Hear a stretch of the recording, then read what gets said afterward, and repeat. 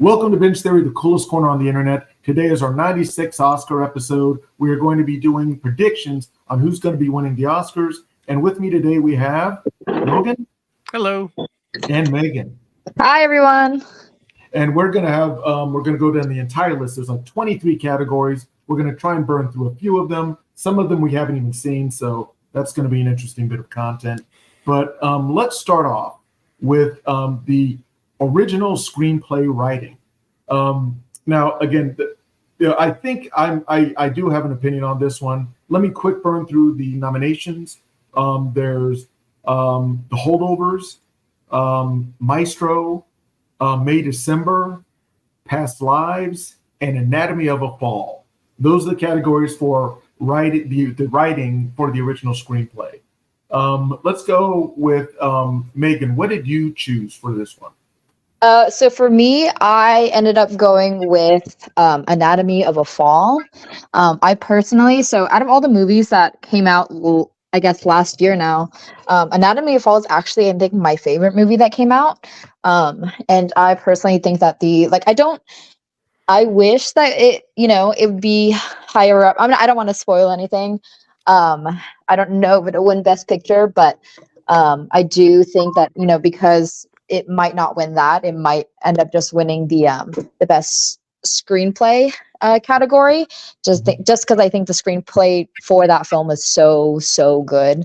Like the writing is just so good. Like the acting and everything about that story is just so like everything is just so like condensed and it's tight and it's like it's I don't know. It's almost stressful to watch.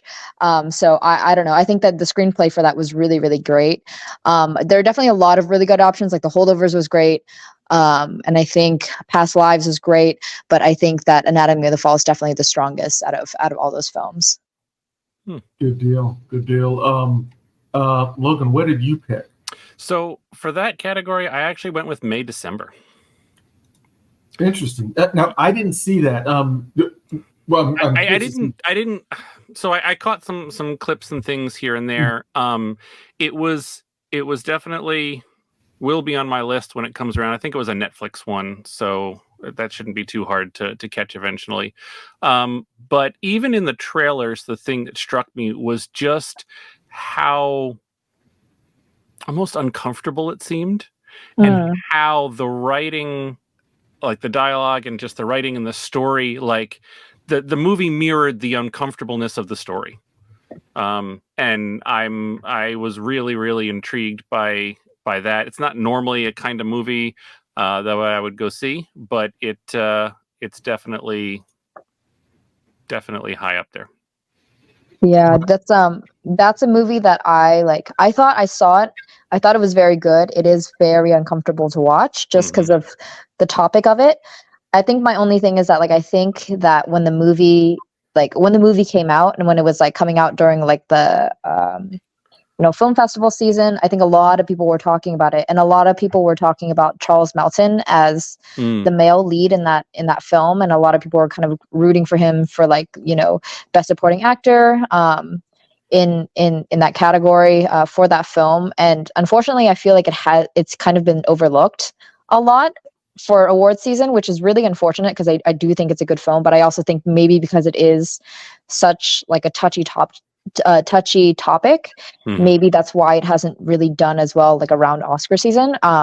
So I think May December might be its only the original screenplay might be its only I think it is nomination this year, which is unfortunate because it is, there's a lot of really good performances, especially Charles Melton. I feel like he really could have gotten that supporting actor nomination. But I think maybe because of the topic and how it hasn't really made much of an appearance around award season. I don't know. I don't know if how well it'll do, which is, again, it is unfortunate. Yeah. I hear you. And unfortunately, I didn't get to see that. I did hear great things. Out of the list, I've seen Past Lives, The Holdovers, and Anatomy of a Fall. I am going with Anatomy of a Fall for the same reasons that Megan said. It is tight. It is really, if you, I'm assuming, is this based off of a novel? Do you know? I believe so. I think so. Because it reads like a page turner. It is definitely one of those things. It reminds me somewhat of Bound. Not Bound. What was the one with Philip Seymour Hoffman and Meryl Streep? The one where she's like with the church. Yeah. Oh shoot, I know what you're talking about, but I forget what it's called. Darn it.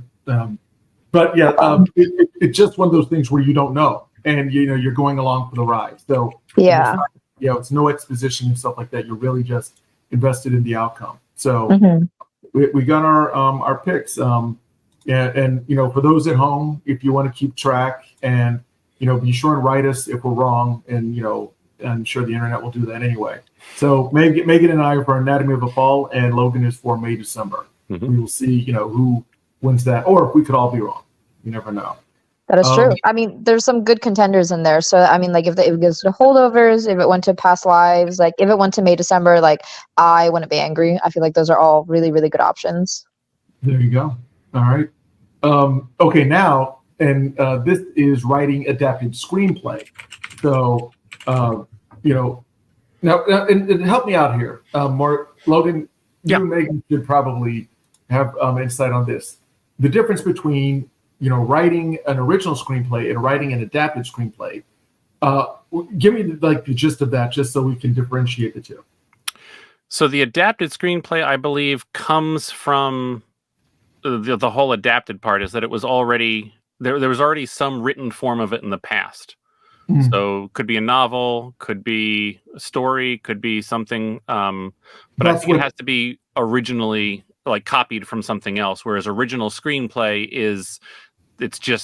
is what it is. It's not based on any other story. Then that makes sense. Then Megan, you and I were wrong. It wasn't based off a novel. That was just I was just thinking that. I was like, I mean, but it could have been. But I feel like the fact that it wasn't is strangely more impressive. You know what I mean? Like it's such a good screenplay. They wrote a novel in screenplay form. Yeah.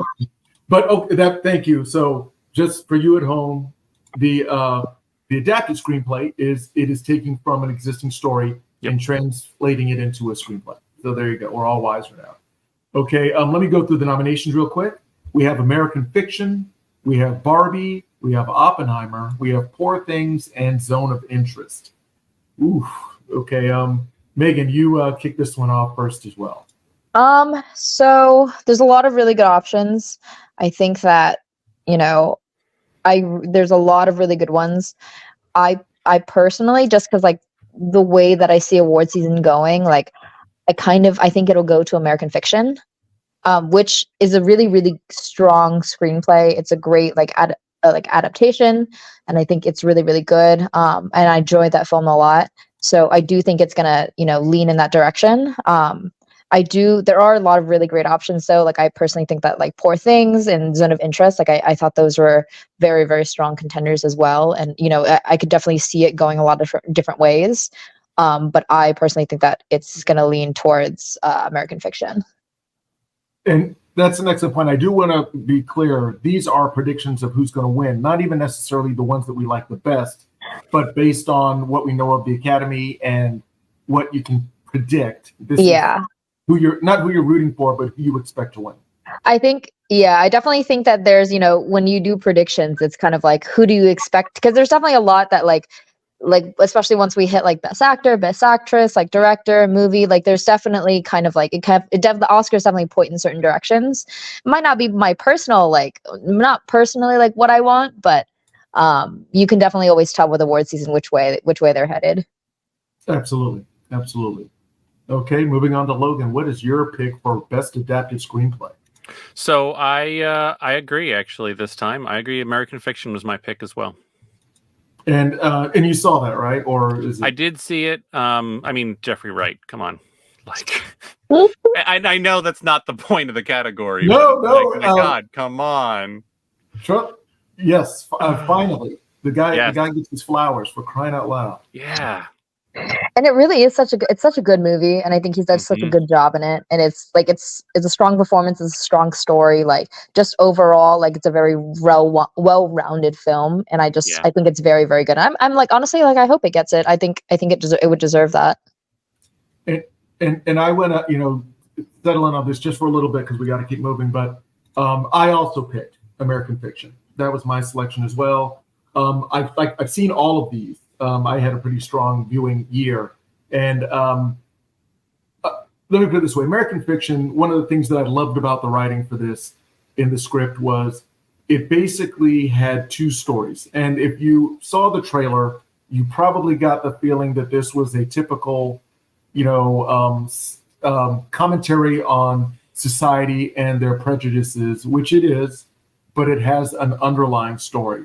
It's about family and loss, and it is so gut-wrenching, but so well done. And the characters are so, dimensional and deep. And I highly recommend watching it. I think the trailer really undersold it. I think the trailer almost made it like kind of just this quirky comedy. Yeah. Kind of like they clone Tyrone, or like all the quote unquote black commentary on white society. It's more than that. It touches on that, but it's so deep when it comes to family and loss and dealing with that and relationships. So that's what the writing brought out in me when I saw it. I was not expecting what I saw. I was really impressed. Mm-hmm. Good deal. Okay, now this one I'm actually pretty excited about because I think yes, we have some two of us picked the same one. This is Best Visual Effects, and Megan, you go first. So Best Visual Effects, I feel very strongly that it will be going to Godzilla -1. Looking at the rest of these categories, like the rest of the nominations, like they're all very good. But I feel like Godzilla -1 was extremely, like, just as a film, was extremely impressive. And I mean, visually, like I saw it. I think I saw it in the Big Show at the Alamo, and I remember being like in shock when I saw Godzilla. And I think that they created Godzilla, made him really, really, really, really scary. And I think they just did a really good job, with those visuals. So I'm hoping that it goes to Godzilla. I feel like, as like a foreign film, like it is a bit harder to kind of sell yourself like to, Western audiences and to the award season. So I'm not exactly sure how many nominations it got. This might be its only one. So if it's the one that it gets, I'd be really happy with that. Agreed. Everything you said, spot on. Logan, what was your best visual effects prediction? So I gave this one to Guardians of the Galaxy. I didn't see Godzilla, but I think I saw, saw trailers, saw some trailers of all of them at least. But looking back at Guardians, like, one of the few things I think it did well were its effects. And everything around that, even for a Guardians film, because they're usually more out there anyway. But I think the biggest problem is just that it was released so long ago, so it's kind of fallen out of memory a little bit. But when you watch some of it again and you see, just the lifelikeness of the creatures, like the fact that it was like practically you needed a warning label for animal cruelty on it because of these created creatures. Yes. Like, I think you've really got to take a second look and kind of refresh that, and to just see the level to which they went into on those effects just blew me away. And I didn't, as much as other things were good, nothing I felt came to that level. Brilliantly put. And I saw Guardians as well. And you talk about a gut punch. I'm an animal lover, as I'm sure I'm the only animal lover out there. Everybody else is, I'm the one. The only one. Yeah, the only one. Yes, bunnies. That's all me. I love the bunnies. Nobody else loves bunnies. But it was. First of all, it's the story arc of Guardians that you can appreciate so much of, and they still maintain the quality of the story. Obviously, this was James Gunn's swan song for the Marvel as he transferred over to DC Universe.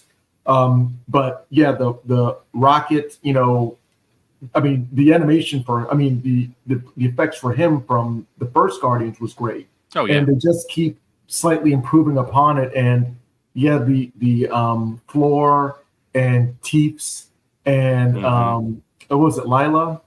Lila. Yeah, and again, the overall effects, and also the suburban city of anthropomorphic animals. It was visually, it was stunning. It was captivating. That being said, I mean, and there was a lot of good ones on this list. I can't take it away. The Creator was good. Creator was really good. But because it was sort of your typical sci-fi. I think it reminded me a lot of, and I'm not here criticizing it, but why I didn't choose Creator is it kind of reminded me a lot of that. What was the one in South Africa? District 9? District 9. Oh, yeah. Which, again, is great, but I've seen it, so I just didn't get blown away by it. Sure. And Mission Impossible, that's just, Tom Cruise jumping off stuff. And it's Napoleon was also good. But it was not visual effects driven. Yeah, it's hard with those historical ones. Unless you're talking 300 where you're recreating empires that may never have existed, then you can see visual effects. But Napoleon was too realistic, too close to call it visual effect. Though I'm sure there were many shots that they spent plenty of time on.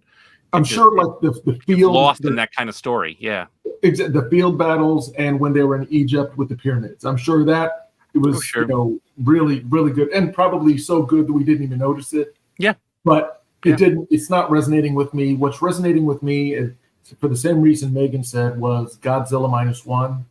And, if you grow up, and, you remember the Sunday morning cartoons with, the original, 50s and 60s Godzilla, or the 40s even, where he's wearing just a rubber suit, and in the evolution of it, then it became, kind of cheesy with the Devlin production, which it literally looked like an iguana. It was not good.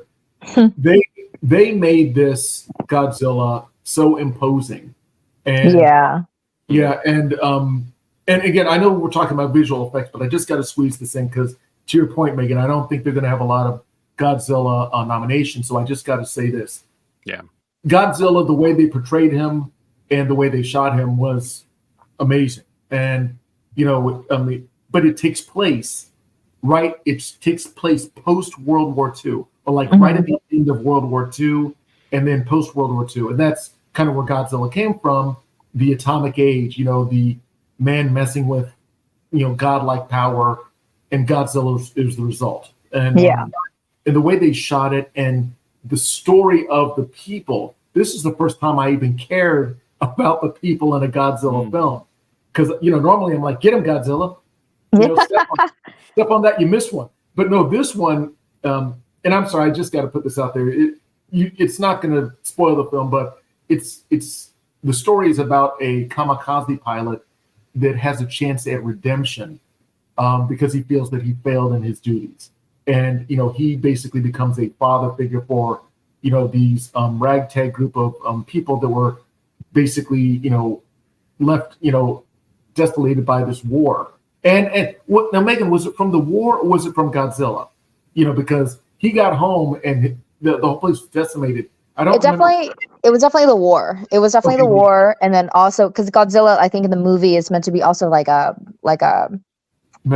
symptom of like a metaphor, like symptom of the war. And Godzilla's always been that. Godzilla's always been like, hey, like the reason they created Godzilla was because of nuclear war. Yeah. And it was meant to be a warning to against nuclear war, because that's essentially how he exists in the first place. So there's always been a tie into Godzilla and like World War II. So I definitely think the devastation, it starts off with the war, but then also Godzilla on top of that is like another threat to them. So I do agree. I do think that there was like a lot of a lot of characters that you cared a lot for. I felt like they took their time to really be like, hey, like this is not just a monster film. This is not just, you know, your regular Godzilla film, but there are these characters that, you know, they're living for something, and they're you know, they're wanting to create this life where, you know, they can be free of war, free of Godzilla, like this type of thing. So and they have to work together to get rid of this problem. So, you know, I definitely agree. I think it's a fantastic film, and I hope it gets that nomination, just because, you know, the Oscars are great for recognition as well. Like more people will go out and see it, and it's more likely to come back in theaters, like if it wins that award. So I definitely hope that it does. Absolutely. And one thing I also want to tag on there, I believe the budget was like almost nothing for this. It was probably $10 million. Yeah. I'm sorry, say that number again. 10 million, give or take. Yeah, 10 million, give or take. So, I mean, that's always. You know, I mean, it's always so impressive to see, like, when, like, I mean, you know, it's because that, like, they take a lot of time to create that movie, and that there's a lot of love in like what they're creating. Because I just, like, I don't know if you guys, I know this is kind of a little bit of a sidetrack. I don't know if you guys saw Dune Part 2 or not. But like the visual effects in that is easy. Come on, absolutely. But like compare, like just not no spoilers or anything, but like just the visuals are so incredible. And I looked up like how much it costs, like how much it costs to make that, and it was less than like the Marvels. And I was like, that's insane to me. But I mean, that's what happens when like you put money and time into something that you really care about. You're able to make something that looks visually very, very impressive, even if it's not as much as some other films. Exactly, and that's what you got from Godzilla, was definitely heart, and you could tell that this was, the actors were fully vested, and the designers of Godzilla. And if you want to see just how they presented Godzilla in a way that just made him terrifying, there's a beat where it's basically Jaws. They're in a boat, and Godzilla's swimming after them, and all you see is the top of his head and his eyes, and it is terrifying, because it's you know, you're just like up close and personal with Godzilla. You're not looking up at him like, you know, 800 feet high or however scale he is. But anyway, go see Godzilla. Oh, and one last thing, Megan, I also saw Godzilla -1 minus color, which how was that?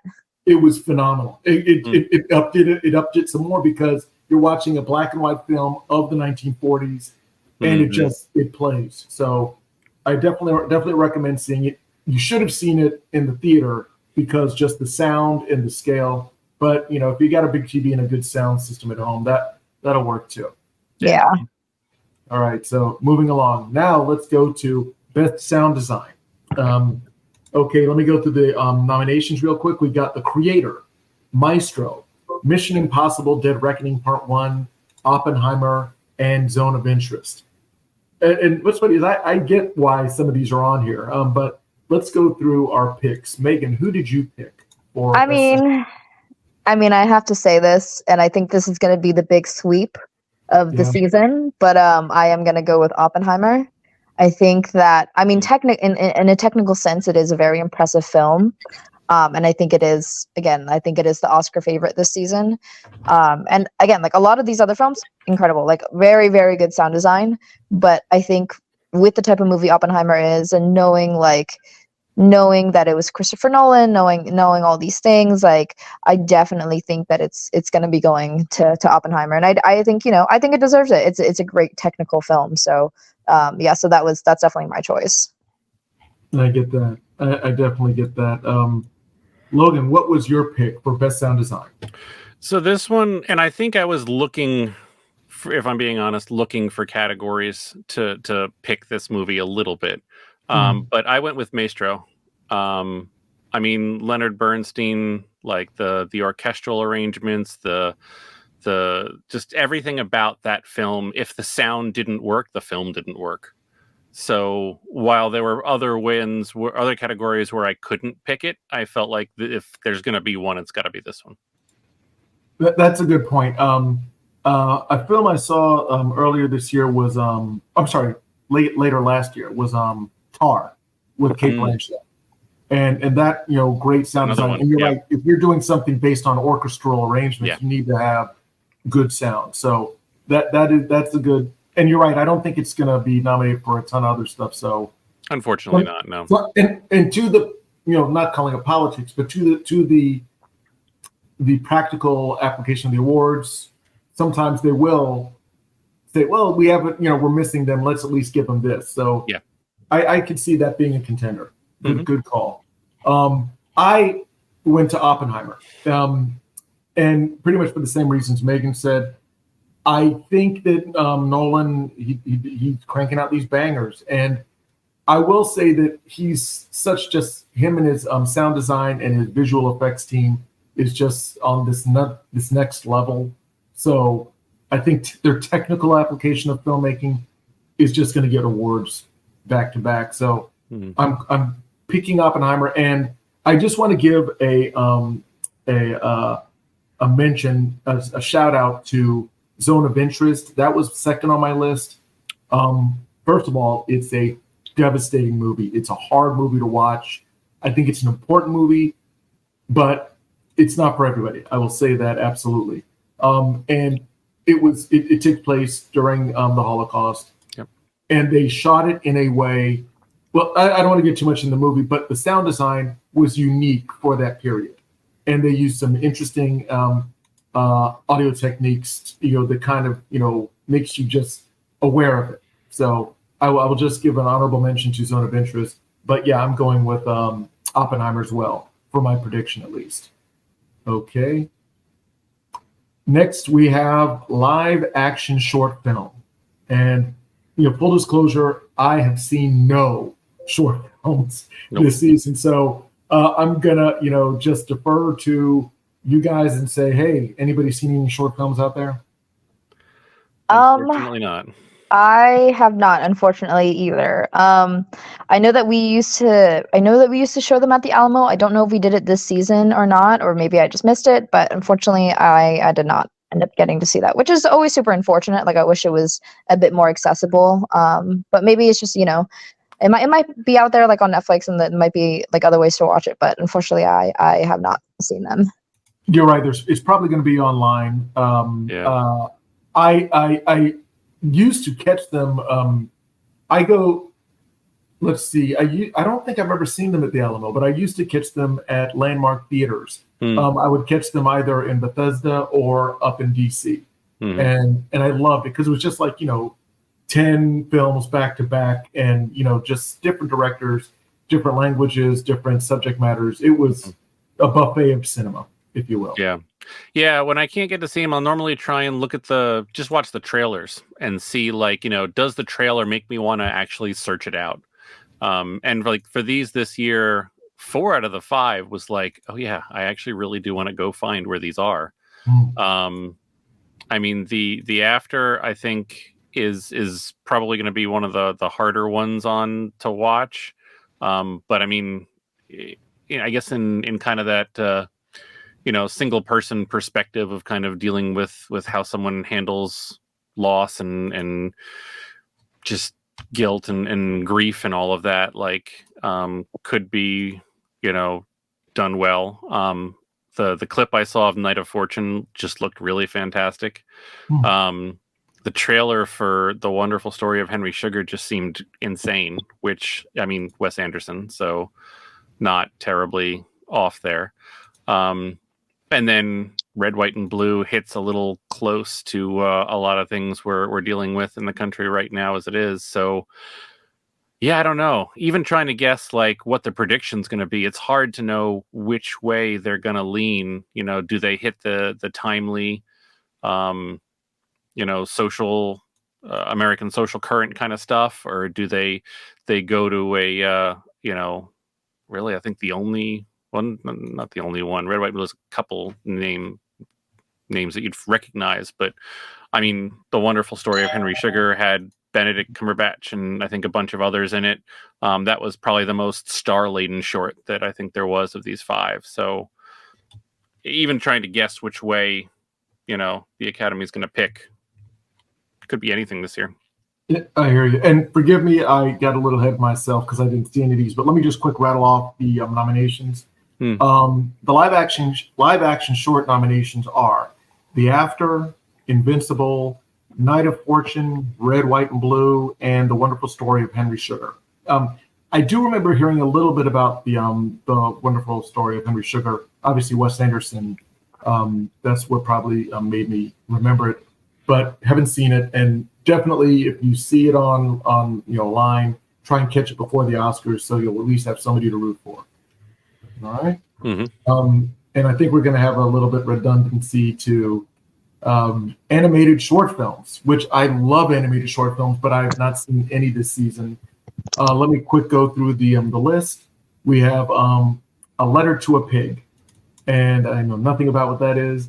95 Senses, our Uniform, and but I believe is Pachyderm. And know nothing about these, none of the topics. Oh, and I'm sorry, War is Over, inspired by the music of John and Yoko, which that actually sounds interesting. But Megan, I think Logan may be the only one who has an opinion on these. So if you don't mind, I'll let him go first. Yeah, of course. So it was the only one that I actually saw. And I'm not a Beatles fan or anything really that way. Not a huge fan of the music. But the animation in War is Over was just gorgeous. The choices they made, the way they animated it, the emotion in the story, like it was just utterly fantastic. And again, it was one of those things where I looked at the trailers. Do any of these trailers make me want to see them? That trailer made me want to see it, and it was worth it. I got added to the list. Yeah. For those that don't know the reference, John Lennon and Yoko Ono were huge anti-war protesters and activists. And I think one of the things they did is they had this line that they said is, or was like a mock-up of a newspaper that said, "War is over if you want it," something like that. So kind of like a call to action for the war to end. This was during the Vietnam War, which was way before my time. Wasn't even a thought back in the early 70s. So, but good call, Logan. So let us move on to production design. Now this is interesting because they got some, juxtaposed movies here, but I think you can see the validity in all of these selections. Mm-hmm. The nominees for production design are Barbie, Killers of the Flower Moon, Napoleon, Oppenheimer, and Poor Things. That is a diverse array of films, but I think they all have qualities that put them on this list. So let's start with Megan. What was your prediction for the winner of Best Production Design for the Oscars? So I ended up going with Barbie, just because I think that, it was such a huge cultural phenomenon. And I think that when a lot of that kind of stuff was coming out, like before the movie had even come out, they were kind of showing, they were releasing a lot of videos of like, oh, like this is like our production design. This is like all the stuff that we built. Like these are the houses. This is the village. This is like this is that. And like the production and design for that film is just really, really, really, really great. And I think that it's so important, for films of that caliber, for big blockbuster films to really like dedicate themselves to creating a really, really good production design. And I think it was just so fun, and it was like it very much captured that, that kind of childhood that a lot of young girls had. And I think that it was just very, very impressive, like how much they built for that film, and the marketing for that film was absolutely incredible too. So like, it's really, really incredible, like what they did in terms of like creating all the production for that. So I do think that it's gonna go to Barbie.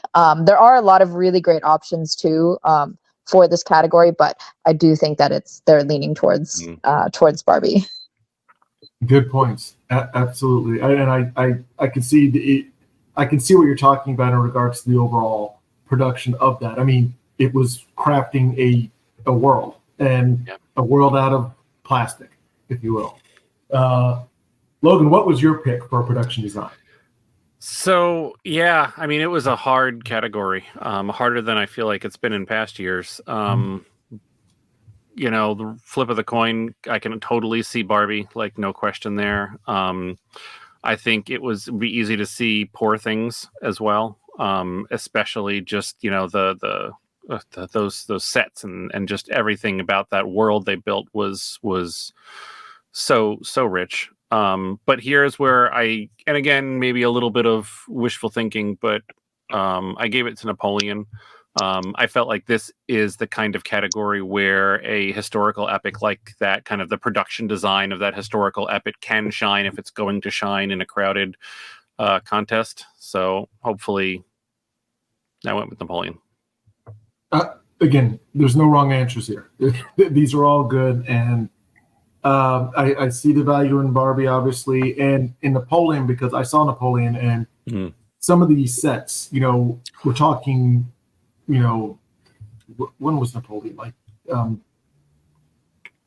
early 1700s, I believe. I'm really bad with my history. I went to an American school, so let's just say that a lot of the places that they filmed, I know were not. Mm-hmm. Some of them were, actual palaces and halls, but some of the ones they've done were just so decadent and just beautiful. I'm sure some of them were, production designs, and again, the overall look. Mm-hmm. I liked it. I think it didn't get a lot of its accolades because it was unorthodox in its portrayal of Napoleon. Joaquin did his Joaquin thing, Mm-hmm. So yeah, I think Napoleon it might have missed its window. Maybe next year it would have been a better fit. I just think for the production design, and the one I went with was Poor Things, and again, they're all good. I would actually omit Oppenheimer. I don't think Oppenheimer is going to win it, only because it's a lot of desert scene, which is fine, in classrooms. So, I don't see a lot of production in that. I see a lot of cinematography, a lot of audio, but the 1950s wardrobe. I'm not feeling it. Poor Things, to your point, everything from the ground up was just so crafted and so specific in its communication of this world, and I thought it was it's like something I had not seen before, and I give it points on originality and just how it communicated the story of Bella Ramsey, played by what's her name, that played Poor Things. Wow, Is that Emma Stone? That was Emma Stone. Thank you. Yeah. Yes. Great movie. So those are our picks for production design. Let's see the next one. Oh, now this is going to be good.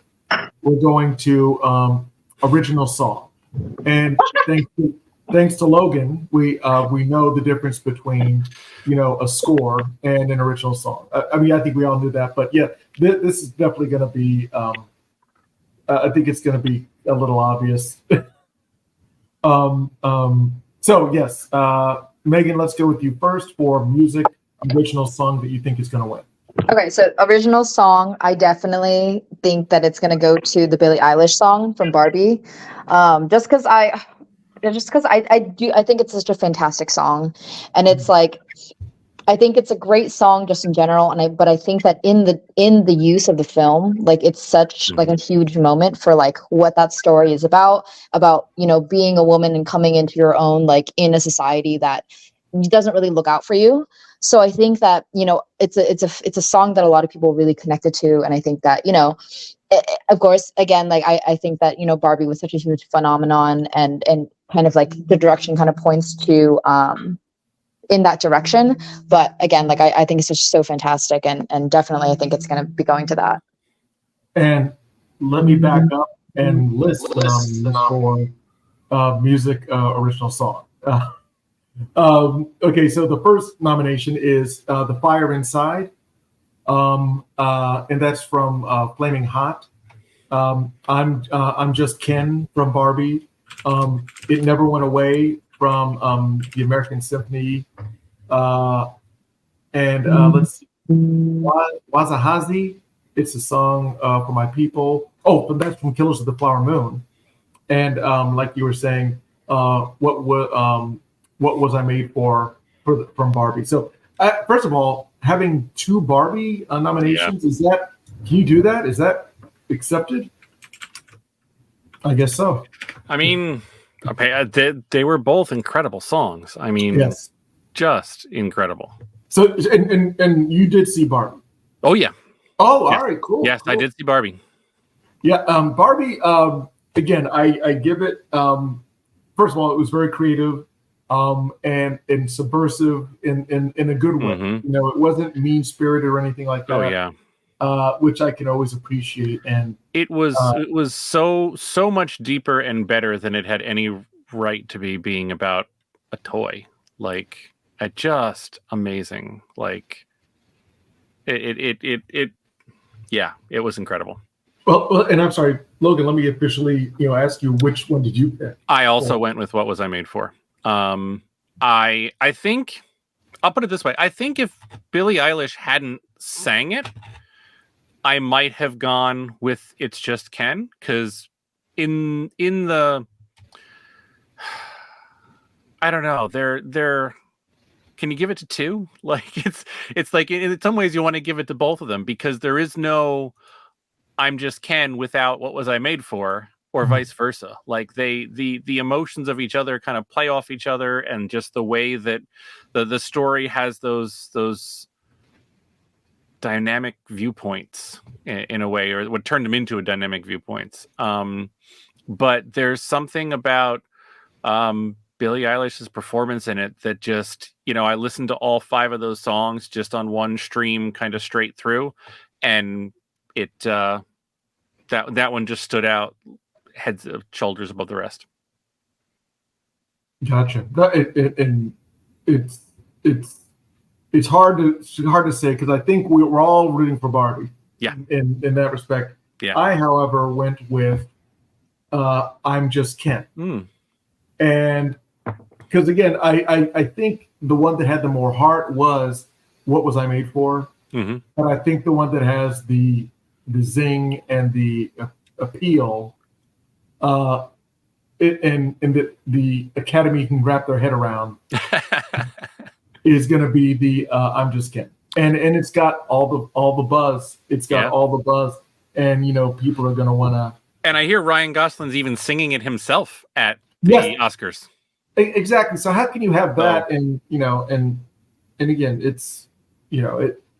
And I don't want to be say that it's too much on the nose, but yes, of course, a man would win for Barbie.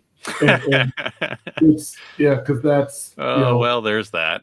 There's that, but again, it was a really it was a clever song, and Ryan Gosling killed it. And again, and again, I don't want to go too much into the whole purpose of Barbie, but one of the things that the song I really felt is that it was just this ode to toxic masculinity, and how he was in a world that he didn't feel that he was in control of things. And that's the irony, is the whole Ken is supposed to be the woman of the doll world, because Barbie had all the property and all the power, and Ken was a side piece. And he didn't like that. He didn't like how that felt. He didn't have any agency. He didn't have any power. So he sang a song about the woes of the male. And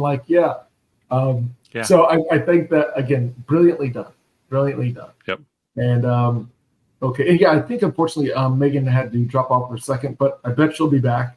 Okay. And we can move on. I'm sure she'll join us by the time we get there. Let's hit the what's the next one we have here? Yes. The score. Now, the musical scores were ridiculous. I mean, obviously, we know the usual suspects are going to be there. Let me read off the nominations, and then we can just dice them up here. For music original score, we have American Fiction. We have Indiana Jones and the Dial of Destiny, Killers of the Flower Moon, Oppenheimer, and Poor Things. I'll just say this. American Fiction I liked, but I don't remember the score. Mm. Because I remember they had like a lot of just good songs, and music, but not the score. And Indiana Jones and the Dial of Destiny, yikes! I mean, it's John Williams, but yes, which is surprising, but yeah, but it's. I mean, are they just saying the Indiana Jones theme song done by John Williams is Oscar worthy? I mean, give it to him back when he did the original Indiana. Oh, when they did the original Indiana Jones. Yeah. And Killers of the Flower Moon, of course, that had some amazing scores in it. Mm-hmm. But to that point, let's get to the things that I think we all selected. Logan, what was your pick for the best musical score? So I went with Oppenheimer. I mean, I hopefully I'm not butchering his name, but Ludwig Göransson. I mean, since the first twangs of Mandalorian, I mean, he's been one of those composers that you can just, he's young, he's fresh. You can hear his sound, and he knows how to make a mark. Bear McCreary is another one who strikes me the same way. From Battlestar Galactica to some of the stuff, the video game soundtracks and stuff that he's done. He's just another one who kind of strikes me that way. But yeah, I went with Oppenheimer. And I'll just, no suspense here. I went with Oppenheimer as well for all the reasons you said. Again, when you're dealing with something that's based on a long, drawn out, suspenseful, because we all know where it ends, but it's just so the score is just such an integral part of his thinking process. And when you go from him in the science lab to where he's having cerebral moments, and then also when he's in front of a committee, it's just it plays to each one of those moments, and I think the score does it perfectly. And Megan's not back yet, but let's just say she also went for Oppenheimer. So yeah, we're all in agreement that Oppenheimer will win the original score category for the '96 Oscars. You heard it here first. That is it's going to happen. So okay, now this one I definitely have thoughts on it. I think we're all expecting the same thing. Yep. So this is for makeup and hairstyling. Let me go down the list here. We have Golda, Maestro, Oppenheimer, Poor Things, and Society of the Snow. Now, Logan, I'll let you go first. Which of these nominees did you like, or do you like for the Oscar winner? So this was another one. I went with Maestro. I didn't recognize Bradley Cooper. It took me, at least in the first couple of viewings of the trailer, didn't recognize him. Didn't even know it was him. And then going through and seeing it and taking a closer look and being like, oh my God, that really is like the use of, I guess it had to have been prosthetics and makeup and just matching the time period. Like it was just hands down incredible. Yeah, and I did not see Maestro, but I saw the makeup. Yeah. And short version is I also chose Maestro. It's odd because when you see somebody, obviously Bradley Cooper was a matinee idol ever since The Hangover, and to see him transform to this extent, that's usually when you win an Oscar, is when you're not recognizable. And Megan's back. Megan, can you hear us? I can. Hopefully it won't lag because I am on my PC, but I don't know. It's just a lot of strange events just happened in a row. So appreciate it. Just to catch you up to speed, we just did the musical score, and we mentioned that you liked Oppenheimer. Anything you'd like to say about the musical score for Oppenheimer that you selected? No, I think if I'm being honest, I think it's just like I chose it because I think it is going to win. So that's essentially it. But also I wanted to make a comment about the best song, because I did hear Julian saying that he thought that I'm Just Ken was going to win. Mm-hmm. If I'm being honest, I think that they just nominated it because they want Ryan Gosling to sing at the Oscars. Wow. I think they want him to perform, because they always have to perform the original songs. I think they want him to perform it, but I don't know if he's going to win. So we'll see. We'll see. For sure. We will see. And just to go back to that, I do. What I said was I do think that what was I made for is a better song, but I was, if I'm putting politics into it and the patriarchy, it goes to Ryan. And as I understand, the patriarchy is the men and horse rule thing. So men and horses. So There you go. Yes. Men and horses. But yeah. So and the Oppenheimer. I'm sorry. You chose Oppenheimer just because you thought it was going to win, and that's again, when it comes to the visuals and the audio, it's hard.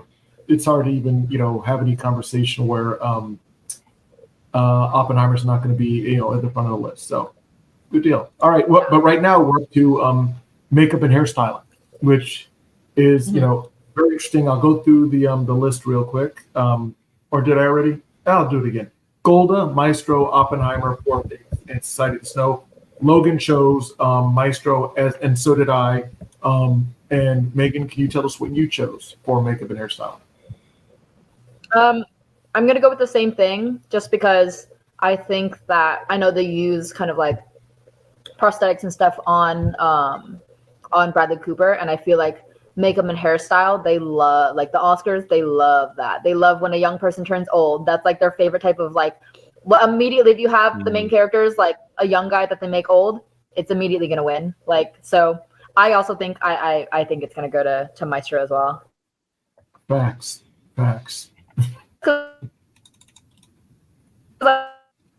Oh, you're breaking up a little. You're breaking up a little on us, Megan. I'm sorry, just a little bit. But let's do this. We're going to do international feature film, and then we're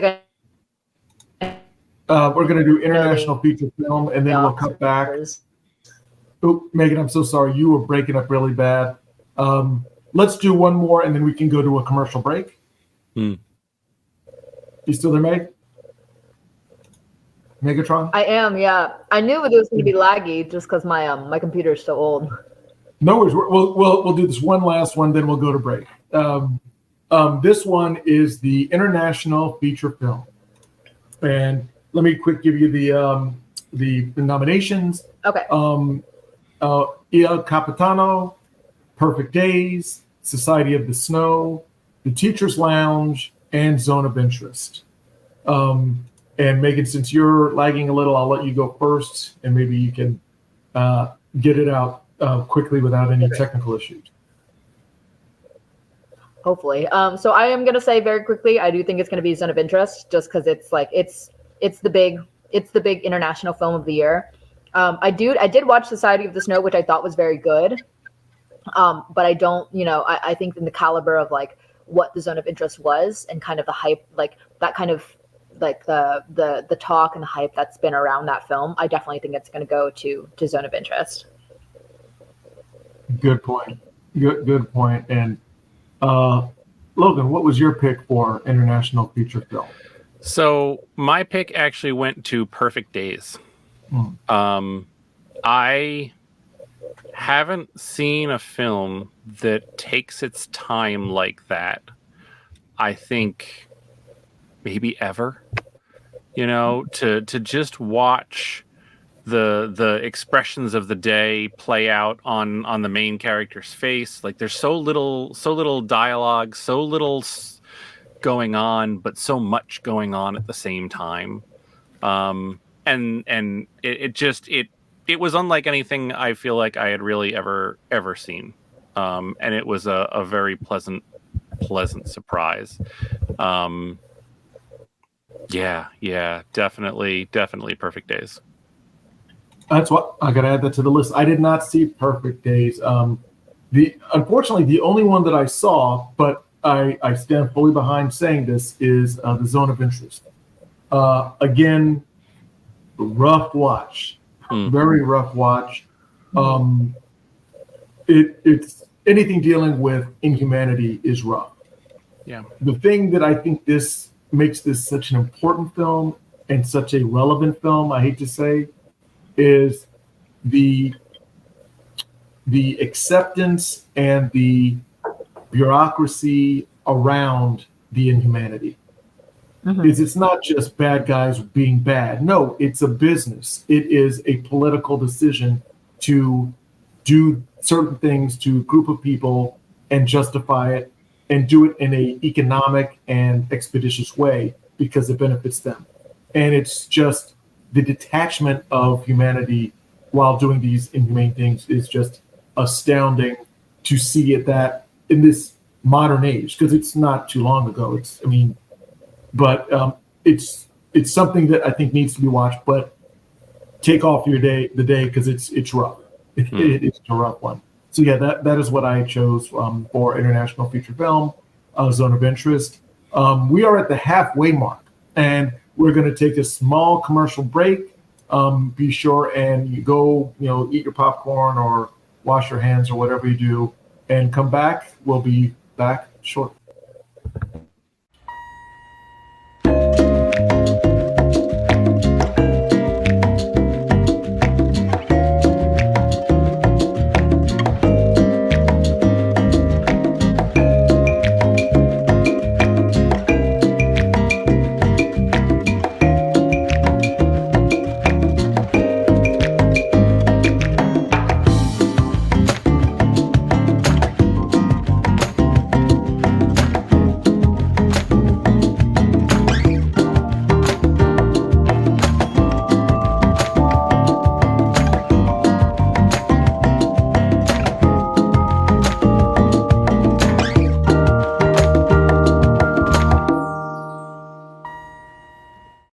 And we're back. This is the second half of the 96 Oscar prediction special on Binge Theory, and we are following up with film editing. Now, under this category, we have the following nominations: Anatomy of the Fall, The Holdovers, Killers of the Flower Moon, Oppenheimer, and Poor Things. So let's take it to Megan. Megan, what was your selection for this category? So for film editing, again, I do think it's going to go to Oppenheimer. I do think Oppenheimer is going to sweep in terms of the technical achievements. So I definitely think it's going to go there. But I do think, again, like the film editing was really, really good, really, really strong. There's a lot of very, very tense moments in that film. And just like the nature of the story itself. So, deserving, definitely. So I definitely think it's going to be Oppenheimer's to take home. It's a fair call. That is a fair call for all those reasons. Logan, what was your pick? I think you're probably right. I think it'll end up being Oppenheimer.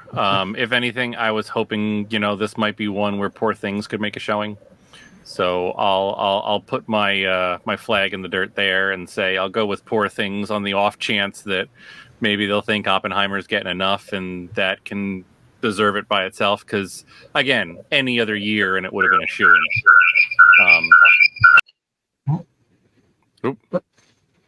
Sorry about that.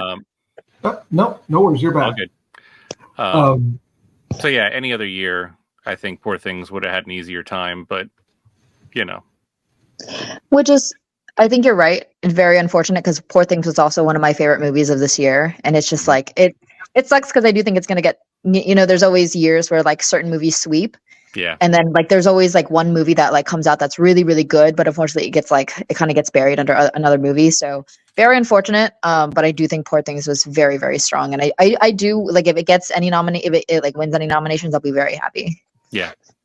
And to that point, Logan, you might be right. Sometimes, like we were saying earlier, they may award it a lesser, and again, there are no lesser Oscars, first of all, but an Oscar that is not as grandiose as the Best Picture, Best Actor, Best. So I could see them, not saying giving it, but deciding to award them for film editing, because it did have some amazing shots, but editing is also so hard to nail down, because what is it? Is it the cutting? Is it the what do you call it? The framing. The framing. Or does that fall to cinematography? Framing would fall to cinematography. Editing, I would say, falls to certainly the cuts and stuff that they make, but also, and here's what we don't necessarily see, is which take to use. True. And that's, I think, the real magic can be. If you're not doing something super fancy with the way that you're cutting between the different scenes, it comes down to you've got 2, 4, 17 takes of a certain scene, depending on which director you're working with. And you've got to thread all those different pieces all the way through to keep a cohesive feel and emotion and reaction level, and so many different pieces. A lot of editing is unseen. You're absolutely right. And I have seen poorly edited films, and it is glaring. You will see people reacting in a completely inconsistent way with what had happened earlier. So you're right. Yeah, and you're 100% right. You got to keep the narrative, the same tone, the same energy throughout the film. Yeah. That being said, I went with the safe bet, which is Oppenheimer. Yeah. It's just, again, the visual storytelling of Nolan and the team that he has working with him. It's ridiculous. We're talking about the the '87 Dallas Cowboys. It's just ridiculous. So, that is what I'm going with for film editing. Let's move on to. Oh, you know what? Darn it. Yes, film editing. There. That's the Chiron, film editing. Let's move it on to documentary short film. Now, let me just give you the nominations. The ABCs of book banning. I need to see that. Did not see it.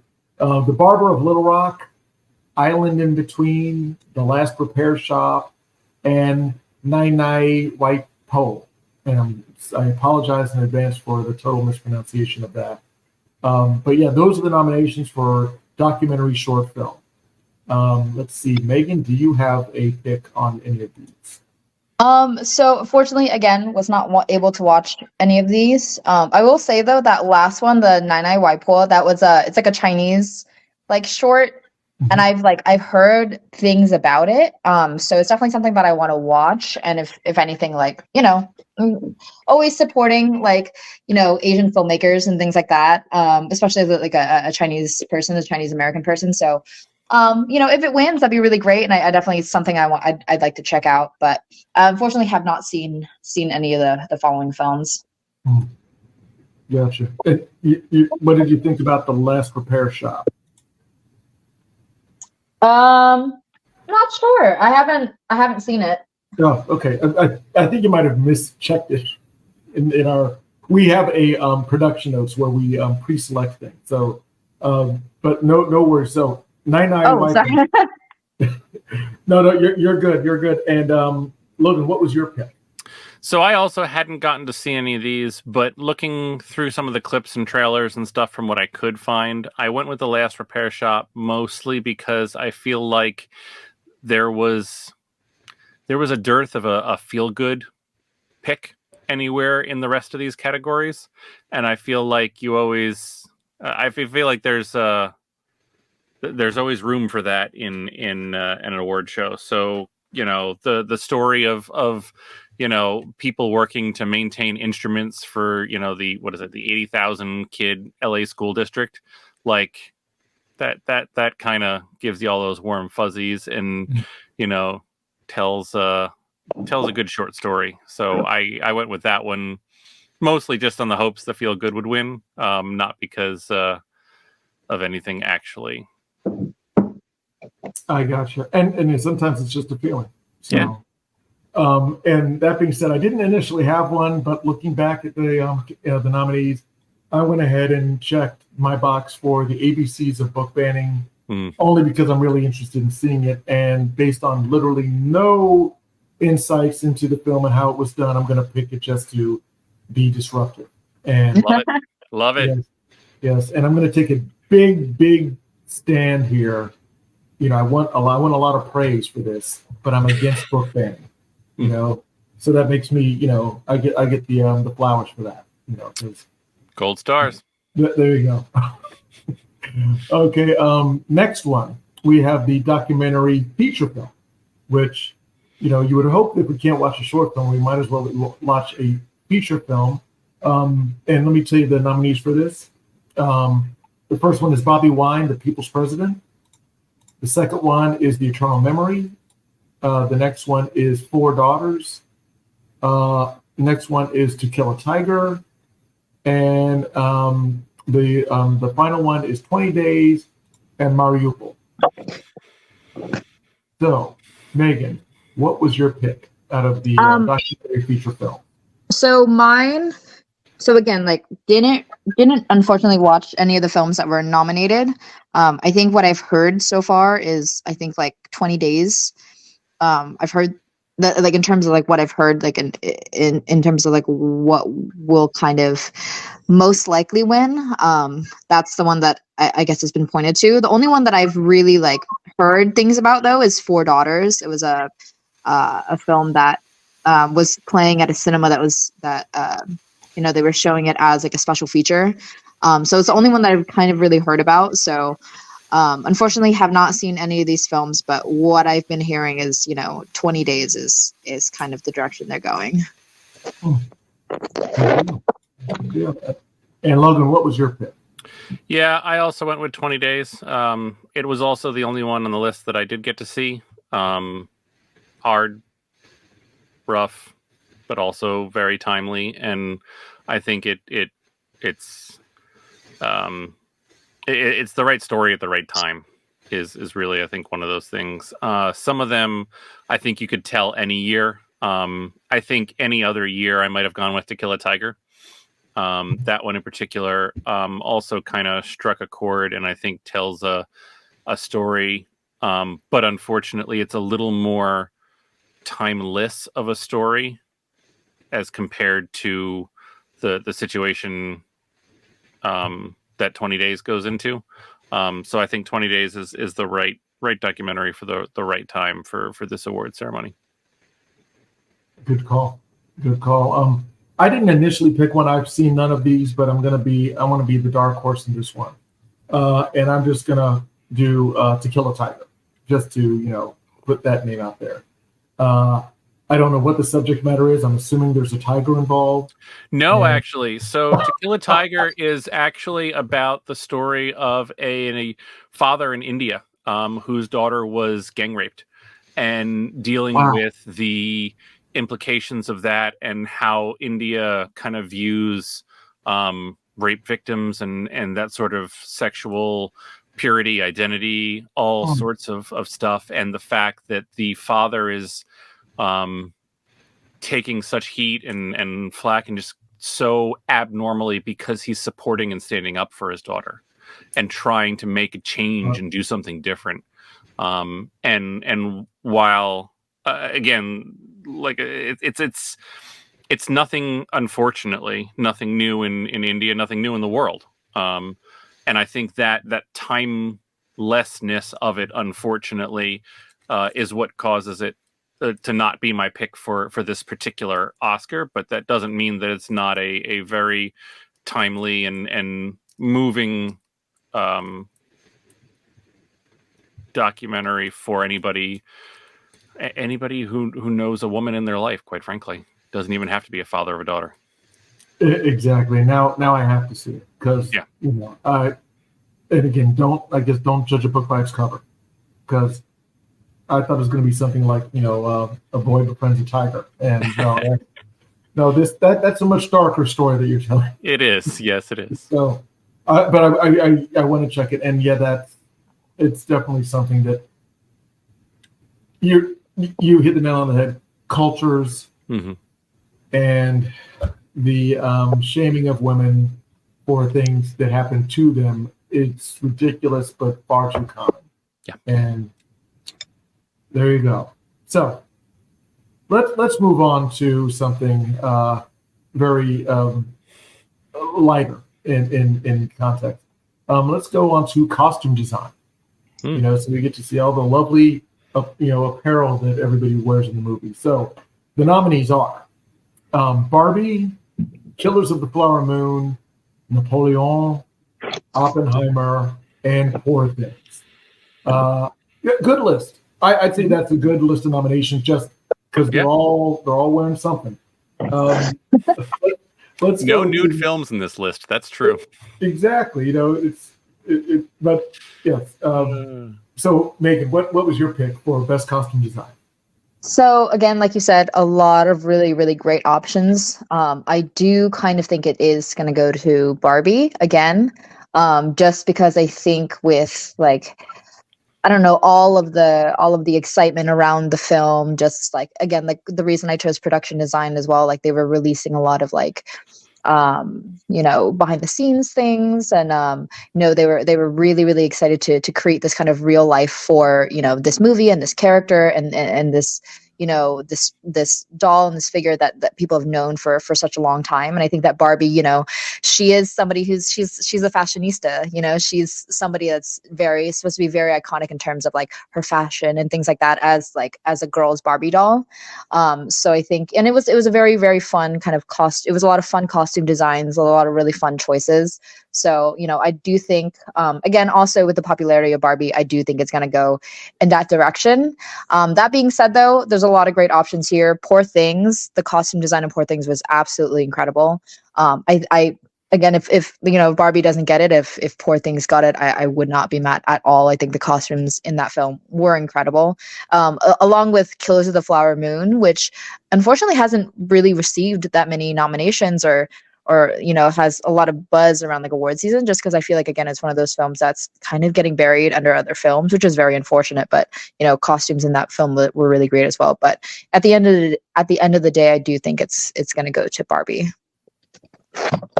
Good call. No, and Julian noted in regards to what we want versus what will probably happen. But that being said, Logan, what's your pick? Yeah, this was another one that could have been a toss-up. I would be thrilled if it goes to Barbie. I mean, I think that's fine. I think this is another one where you could probably safely call Napoleon, possibly too, because some of those period costumes are just exquisite.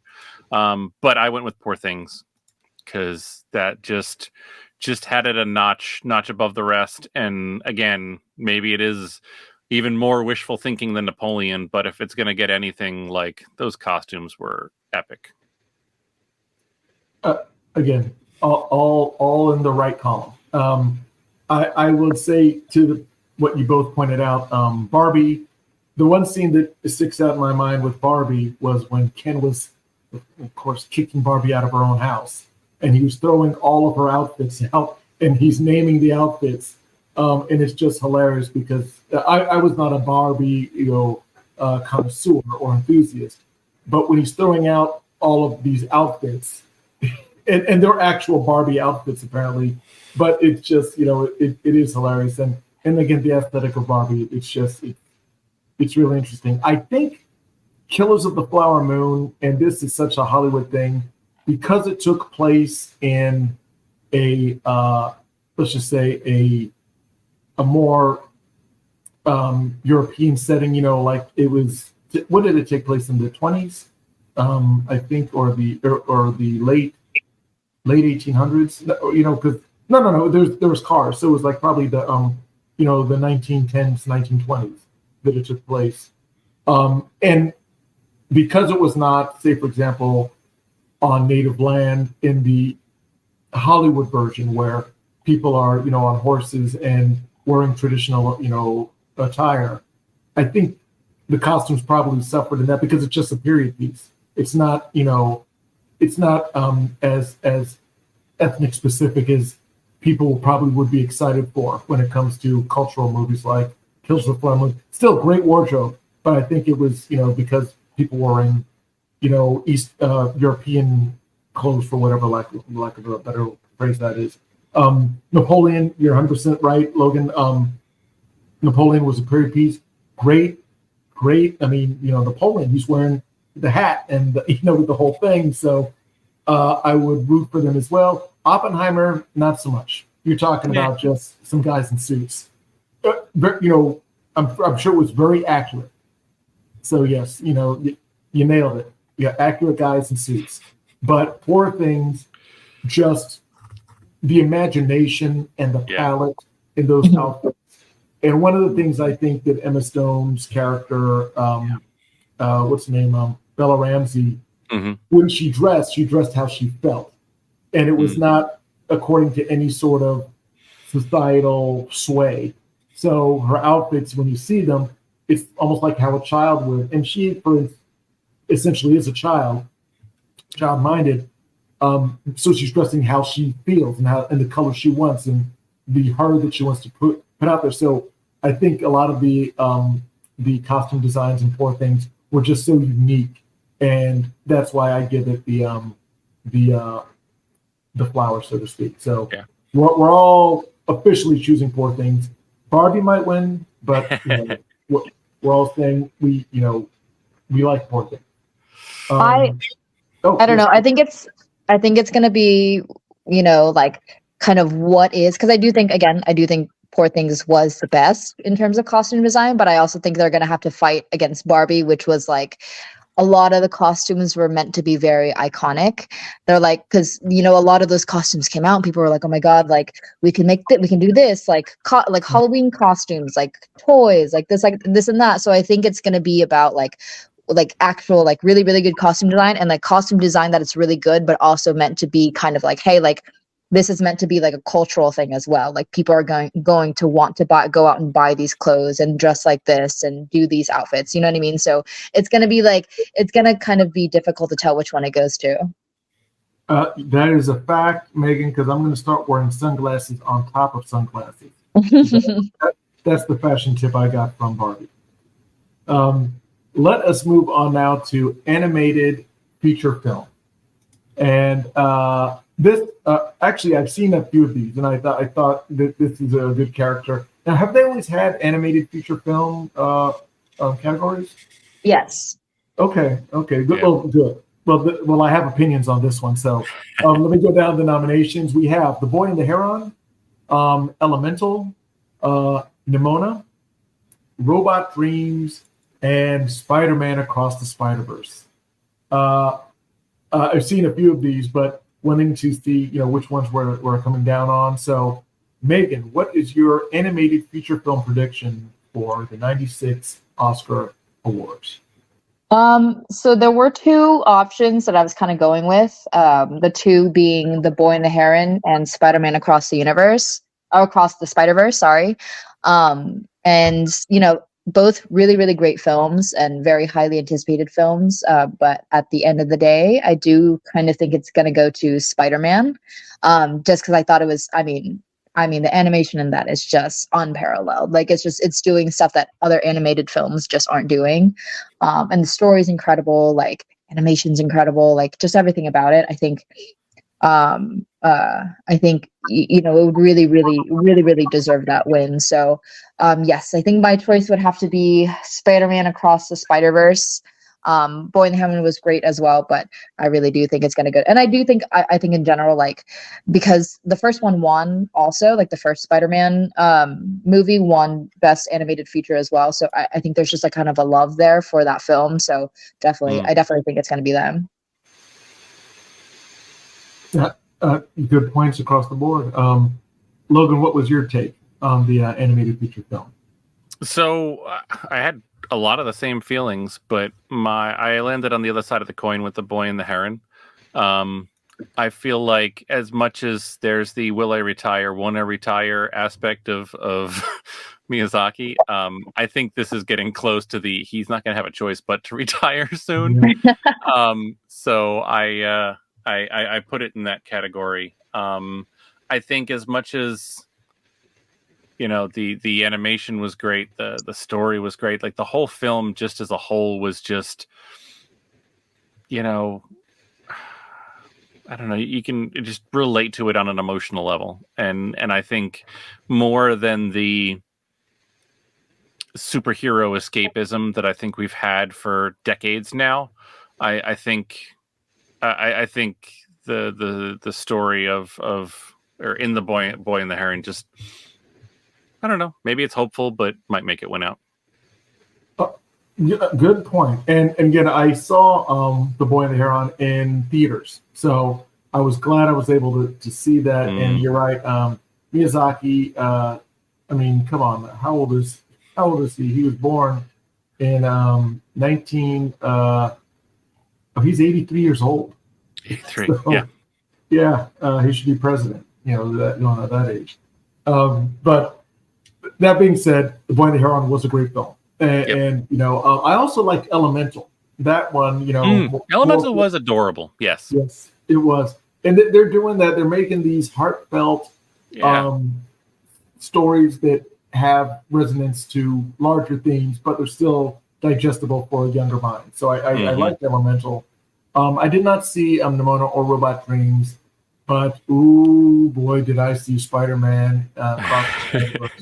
And don't get me wrong, I love Miyazaki and again, all of his films, just the whole studio, it's just I've never seen a bad one. So but and I think Megan touched on this, Spider-Man Across the Spider-Verse, it's such a forward-thinking animated movie, and just the technology is now there where you can just say, let's make watercolors just drip off the walls, and the emotion, and I mean, I don't even, the sound design is just ridiculous. The score, the soundtrack, the animation, the story, they're all just such a, you know, it's just that perfect mashup of skills and love, and you can tell that there's love, you know, in this movie and the characters, and it's part of a trilogy.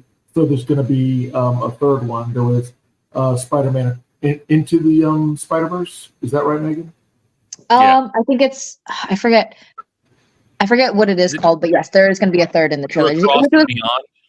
Beyond the Spider-Verse. But I remember there was the one thing about Spider-Verse, and then, again, like whoever hasn't seen it, sorry, but you know, when it ended, I didn't realize that they were making another part. So when it ended, I was like, oh my god, like I was like, how are they going to wrap this up? That's crazy. Like, this movie's, how long is this movie? And then it just ends. And I was like, oh, they're expecting another one, which, I mean, I'm very excited for, but I was not, I don't think I was expecting that because I didn't realize they'd be making a third. So that was like my one thing that I was like, oh, was not expecting that. But I mean, like, the story and the animation is just so absolutely incredible. So, yeah, I think it's great. It is. And a lot of this new style animation you can see in films such as Puss in Boots and the TV series Arcane, where they have, you know, a lot of 3D wireframes, but they have textured, you know, paint over the characters. So it just has such dimension, and it's so rich and vibrant. And but the thing that just, I mean, I can watch Spider-Man Across the Spider-Verse multiple times. It's one of those movies that I say, when you're just flipping through and you see it, you stop clicking. It's one of those, oh, I'm going to check this out, just because each beat is just so well done. And I love, that's one of my top, definitely one of my top 20 animated films of all time. So I checked off, if you couldn't tell, Spider-Man Across the Spider-Verse as well. That is my pick for the animated feature film. I'm hoping so because, you know, just the work that went into it, I think it's, you know, it deserves to be recognized and help push animation forward in the future. So, okay. That being said, we're getting there. We are definitely getting there. The next one is cinematography. Now, this is going to be a good one because it's all about the shot. All about the shot. So let's go down the list here. We got El Conde, Killers of the Flower Moon, Maestro, Oppenheimer, and Poor Things. This is going to be interesting. So, Megan, what was your pick for best cinematography in a film? So I think, I'm being honest, again, I do think it's going to be an Oppenheimer sweep. And I will say the Hoyt van Hoytema, like, fantastic cinematographer, and if he won that, like, again, would not be mad. He's such an incredible cinematographer. So again, I do think it's going to be Oppenheimer, but I do want to say, like, again, Poor Things and Killers of the Flower Moon, like, so many great options this year. You know, a lot of really great cinematography work. So kind of unfortunate, but not unfortunate saying that, but, you know, I do think there's going to be a sweep at the Oscars this year, and I do kind of have a feeling it's going to be going to Oppenheimer. Oppenheimer's the bomb. Oh, too soon. Oh, Too soon. too soon. Logan, what was your best cinematography nomination? I mean, I had a lot of the same thoughts. I think, like, yeah, you can't go wrong selecting Oppenheimer. I actually went back to kind of define, like, what do they call cinematography? Mm-hmm. And I think this was one where maybe it was a little bit of a hope, but, you know, looking at kind of the composition of the scenes, the lighting of the sets and location, choices of camera and lenses, angle and movements and integration of the special effects. Yeah, Oppenheimer could easily sweep it, but at the same time, I think there's a strong case for Poor Things as well. Especially when looking at the definition of cinematography. I think it could really fit more of that, almost better than, you know, maybe even better than I picked it for editing, quite frankly. Might make more sense with cinematography. I'm still trying to put into words, and I think exactly what aspects of that film kind of grabbed me as they did.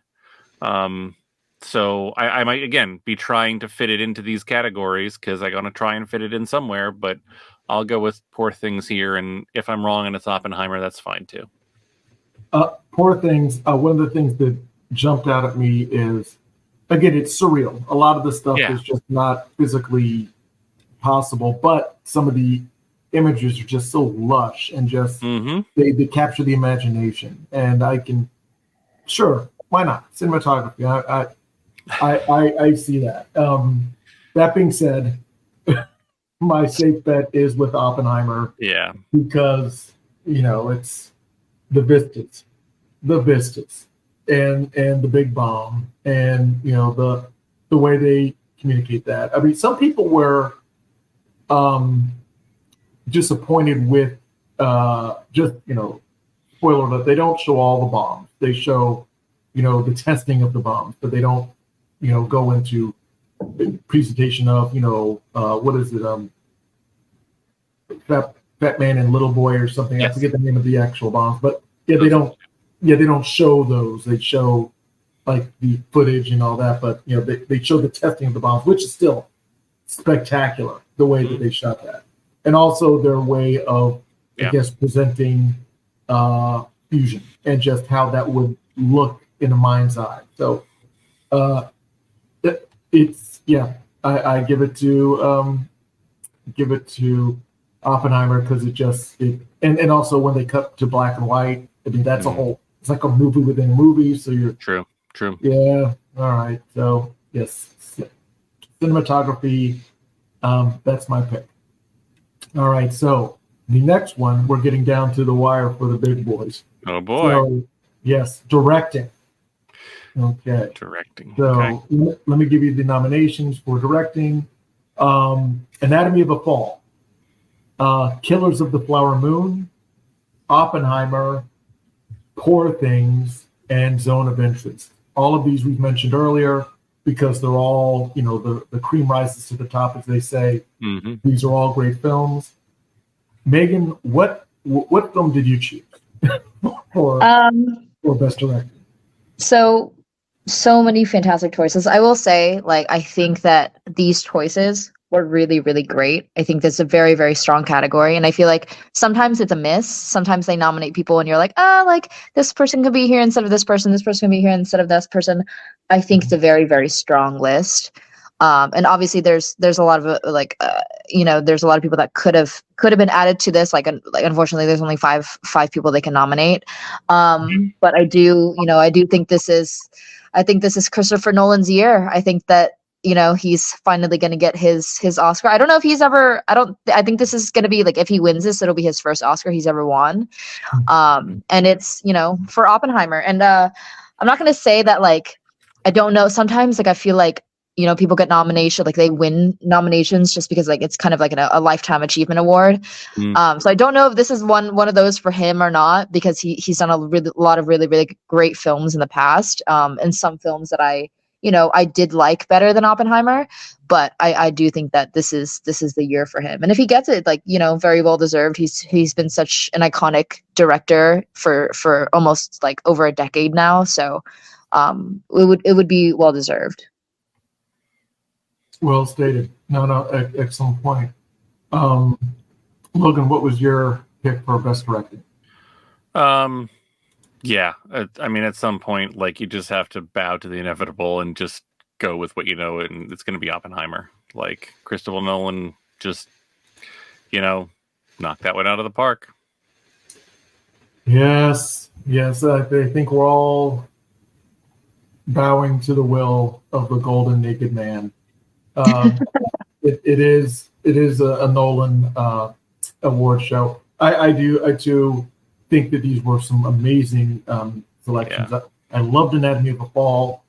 Killers of the Flower Moon. Here's the thing. I thought it was directed extremely well. I think it suffered from being too long. Well, not. I mean, that I can deal with length, but here's the thing, and this may be the ironic thing. And for those that never saw Killers of the Flower Moon, I apologize. I'm going to give you a little insight, not spoilers, but just the way it's shot is, if you're a Leonardo DiCaprio fan, you're probably thinking it's kind of one of those quote unquote white savior things where he shows up and helps the Indians, deal with people that are trying to steal their land. It's kind of the opposite of that. Mm-hmm. And he turns out to be either a villain or just a useful idiot. And that being said, I think that took a lot of the wind out of the sails, because it ends on such there's no catharsis from watching this. It's just, this is a moment in time that was bad. And you're not going to take any, thing away from it other than realizing how this horrible thing happened. There you go. But that being said, I love Poor Things. I thought it was unique and ingenious, and the way it was shot and the story it was telling. And I loved, so many things about it. But Oppenheimer is my prediction to win, based on, it just being a juggernaut of collective talent. So yes, okay. So Oppenheimer is best director. We all agree that will win. Okay, I mean, if he didn't win this, it would be the only directing award he didn't win of every award show this season. So it would be a shock, to say the least. Sometimes the Oscars, like, sometimes they surprise you. They'll throw a wrench in there that you just don't expect. So you never I think count on it, but exactly. Yeah. I think, if they, again, Anatomy of the Fall, like, one of my favorites of the year, if that director, if she won best director, I would be in shock. It'd be great. But I think, they throw a wrench in these categories, and you just really never know. Yeah. You never know, but I'm playing the odds, and the odds are Oppenheimer. If I'm going to bet online, which I'm sure there is a thing you can do. I'm sure somewhere. Yeah. Bet on Oppenheimer. Don't gamble, people. Okay, so now, we're getting down to the final 5, I think. Best actress in a supporting role. And this is, again, the higher you get, the harder it is. So let me just run down these. We have Emily Blunt. And I'll also start telling you the movies they were in, just, Emily Blunt for Oppenheimer. Danielle Brooks for The Color Purple. America Ferrera for Barbie. I'm sorry, Ferrera, is it Ferrera or Ferrara? Ferrera. Okay. America Ferrera for Barbie. Jodie Foster for Nyad. Divine Joy Randolph for The Holdovers. All good films. And now, that being said, Megan, which one are you selecting? So out of these five, I've only seen three. So I've only seen Oppenheimer, Barbie, and The Holdovers out of the five. But I do think, all roads kind of point to Divine Joy Randolph. I did see The Holdovers, and I thought it was a very strong performance, a very, very grounded performance from not just her, but just, Paul Giamatti as well, and as well as the young actor in that film. Fantastic cast, like those three. So definitely, like, I'm really glad she was nominated, and I'm thinking she's gonna win, and she does. She definitely deserves it. Good point. Good point. Absolutely. Logan, which one was your pick? So I actually went also with Divine Joy Randolph. Not because I had seen The Holdovers, because I actually haven't, but I had seen, Oppenheimer, Barbie, and Nyad, and as good as they were, I think even just the clips of The Holdovers that I saw, but kind of the body of work that she's been putting forth the last couple of years, just it outshines kind of that Star on the Rise, and it just kind of felt to me, maybe it's a I don't know, a wishful call, a gut call, or whatever, but it just seemed like some of the stuff that she's been doing. I actually recognized her not from The Holdovers, but from The Lost City.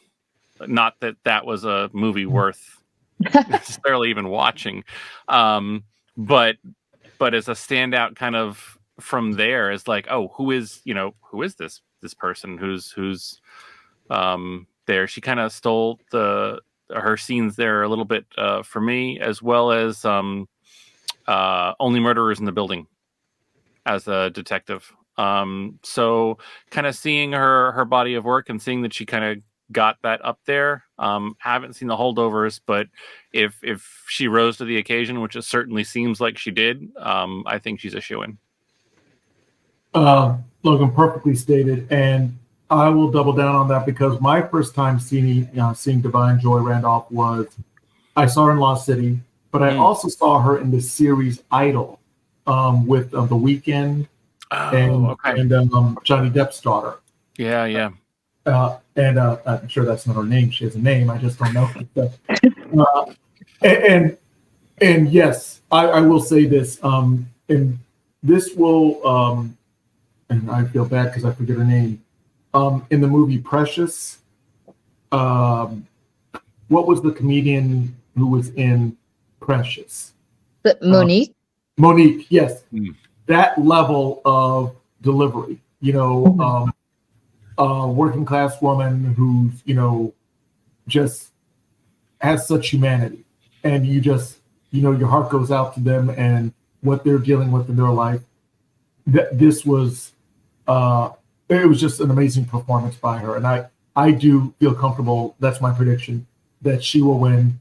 Nothing wrong with Emily Blunt, but she didn't bring it for Oppenheimer. Yeah. I would have rather given it to, she's in Dune. Zendaya? No. The Empress. Florence Pugh? Florence Pugh. I would have rather in Oppenheimer. I would have rather given her.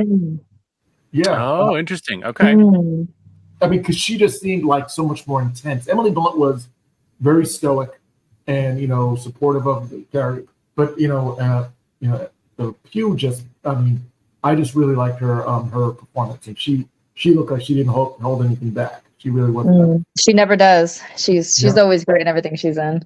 Yes. Again, I love her in Midsommar, and I think that's the first movie I saw her in, and it was again not holding it back. So, okay, so we all like Divine Joy Randolph for actress in a supporting role. Okay, now let's go to actor in a supporting role, and let's see. This is going to kill me because I know who's going to win, but it's a good list. That's I mean, a good list. Hey, isn't this the good world we live in, where our biggest problem right now is which of these amazing actors we're expecting to win the next Oscar? I mean, Seriously, if you talk about first world problems, I mean, come on. So yes, here's the list for actors in a supporting role. The nominations are Sterling K. Brown for American Fiction, Robert De Niro, Killers of the Flower Moon, Robert Downey Jr. in Oppenheimer, Ryan Gosling in Barbie, and Mark Ruffalo for Poor Things. I mean, this is all just A-list. So, Megan, which one are you picking?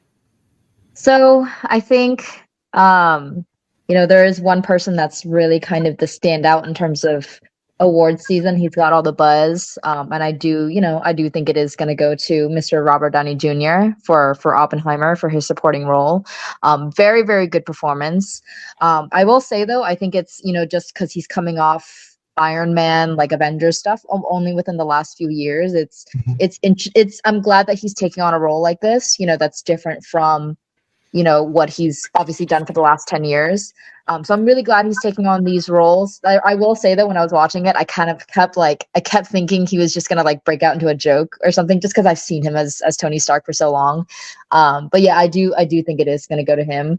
That being said, though, again, such a strong category. I think, Ryan Gosling, Mark Ruffalo, those are fun choices because they're both kind of comedic roles, which I think is fun that they both got nominated, because you never really see actors get nominated for like a comedy type role, especially Ryan Gosling. I think he's such a great, and he did such serious movies for so long, and then all of a sudden people were like, oh, he's actually really funny, like let's put him in a lot of comedy roles. So he's great. But I will say, shout out to Sterling K. Brown in American Fiction. I thought he's one of my favorite actors, truly such a fantastic actor, and he was just so good in American Fiction, as kind of the snarky brother. He's really, really good, and that was definitely a great nomination. But yes, Robert Downey Jr. I think is going to take it home. There you go. That's well said. Yeah. And Logan, which was your pick for actor in a supporting role? I felt a lot of the same way. This is a hell of a lot better than some of the other after Iron Man choices. Doolittle that Robert Downey Jr. has made. Doolittle. Sorry, I got a little something right there. I think it goes to him for Oppenheimer. I think it's well deserved. I think anybody in this category who could win would be fine. It's just a ridiculously strong category this year. Agreed. I would I've seen all of these, and I love all these choices for different reasons. I mean, Sterling K. Brown was phenomenal, supporting Jeffrey Wright in American Fiction. Robert De Niro was great in Killers of the Flower Moon, but he's Robert De Niro, so it's it's Robert De Niro being Robert De Niro. He's one of the best actors out there. He just he can't ever do wrong. And don't get me wrong, but I've seen him, especially when he was doing a lot of projects with Bradley Cooper, and it's always he's Robert De Niro. You're not lost in the illusion of him taking on another character. I mean, it was a great character, and he did a great job. But yeah, he's not going to pull this one. And again, Ryan Gosling was great, and Mark Ruffalo was great in these comedic roles. I loved, if you see Poor Things, you need to see Mark Ruffalo dance with Emma Stone. Emma Stone, right? Yes, Emma Stone. The dance scene is it's so impromptu and just entertaining, and I love this. One of my favorite scenes of that movie is the dance scene. And also just how he goes from this womanizing sexist to just a broken man because he can't, own, Bella Baxter the way he wants to. So he falls apart. I think that's hilarious. I will say, with everybody else, Robert Downey Jr.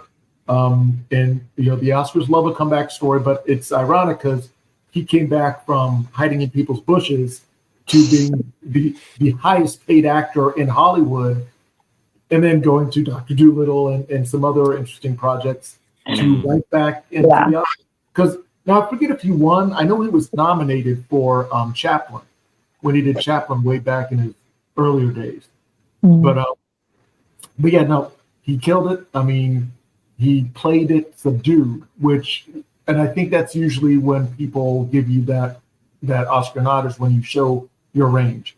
And he's obviously known as a snarky, sarcastic, quick-witted guy.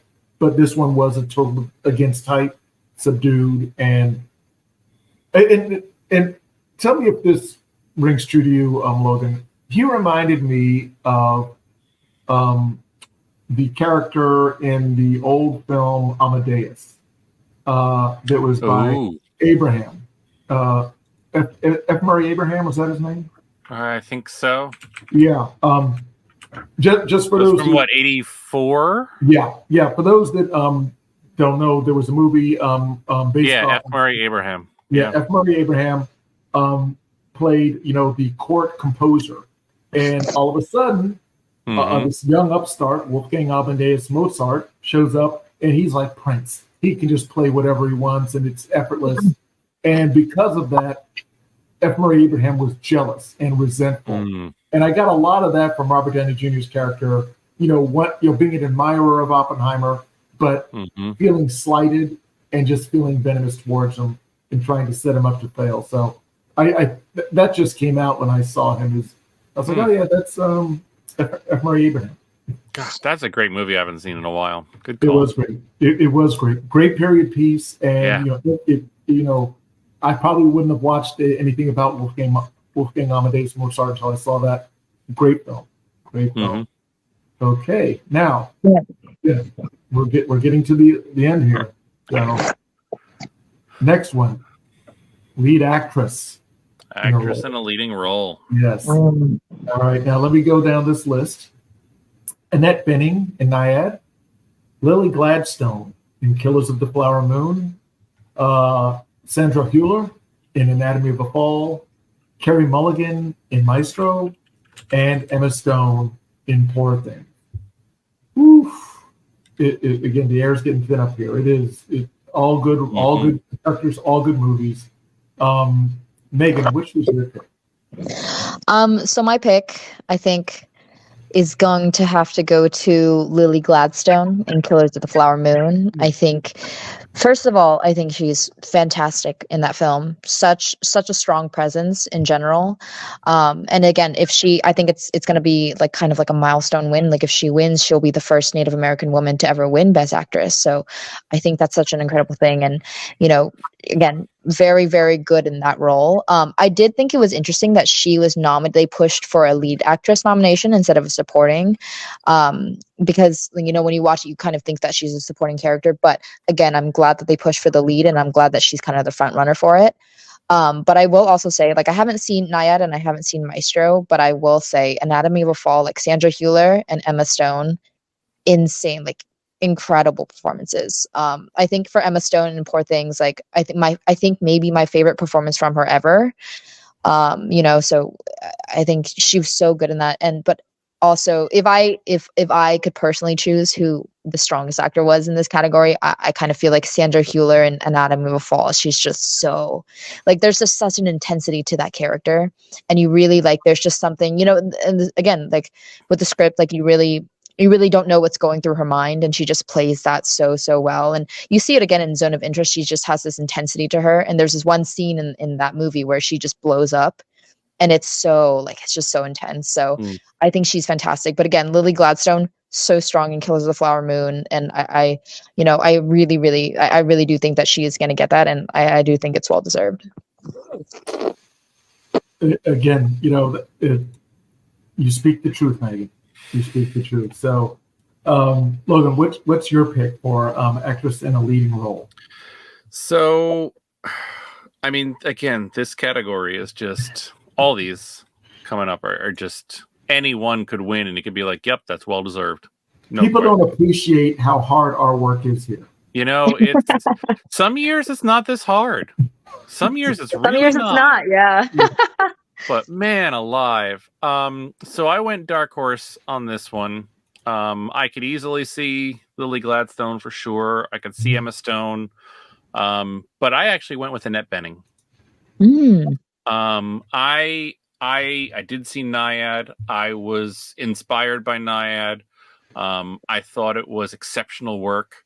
I mean, she wasn't going to win it for Captain Marvel. I'll put it that way. No detriment to her, but Naiad's just a horse of a different color, and it shows. And she rises to the occasion and shows the heart, and the story comes through. I felt with her just so clearly. I mean, she's been nominated 4 or 5 times, I think, before, never won. And nominated for some good movies too.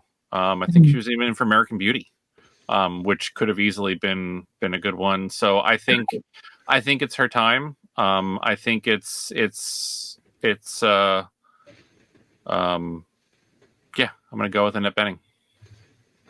Good call. Yeah, the dark horse. Now, and I full disclosure, I did not see Naiad, but I know Annette Bening for many years has been just bringing in high quality work.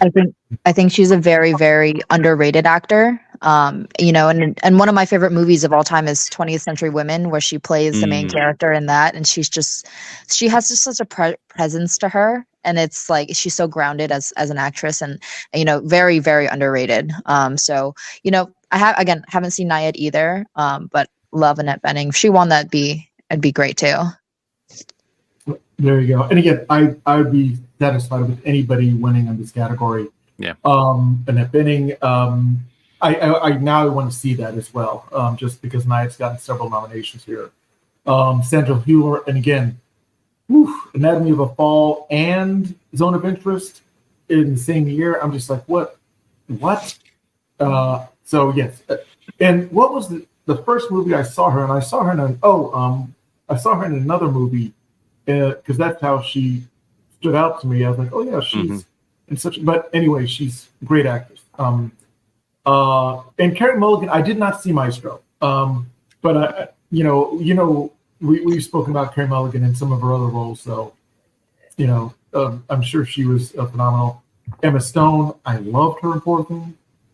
Again, I think that's one of her strongest performances. I've grown to really appreciate Emma Stone's range, because again, the first movie I ever saw her in was with oh my god, it was the comedy with Jonah Hill.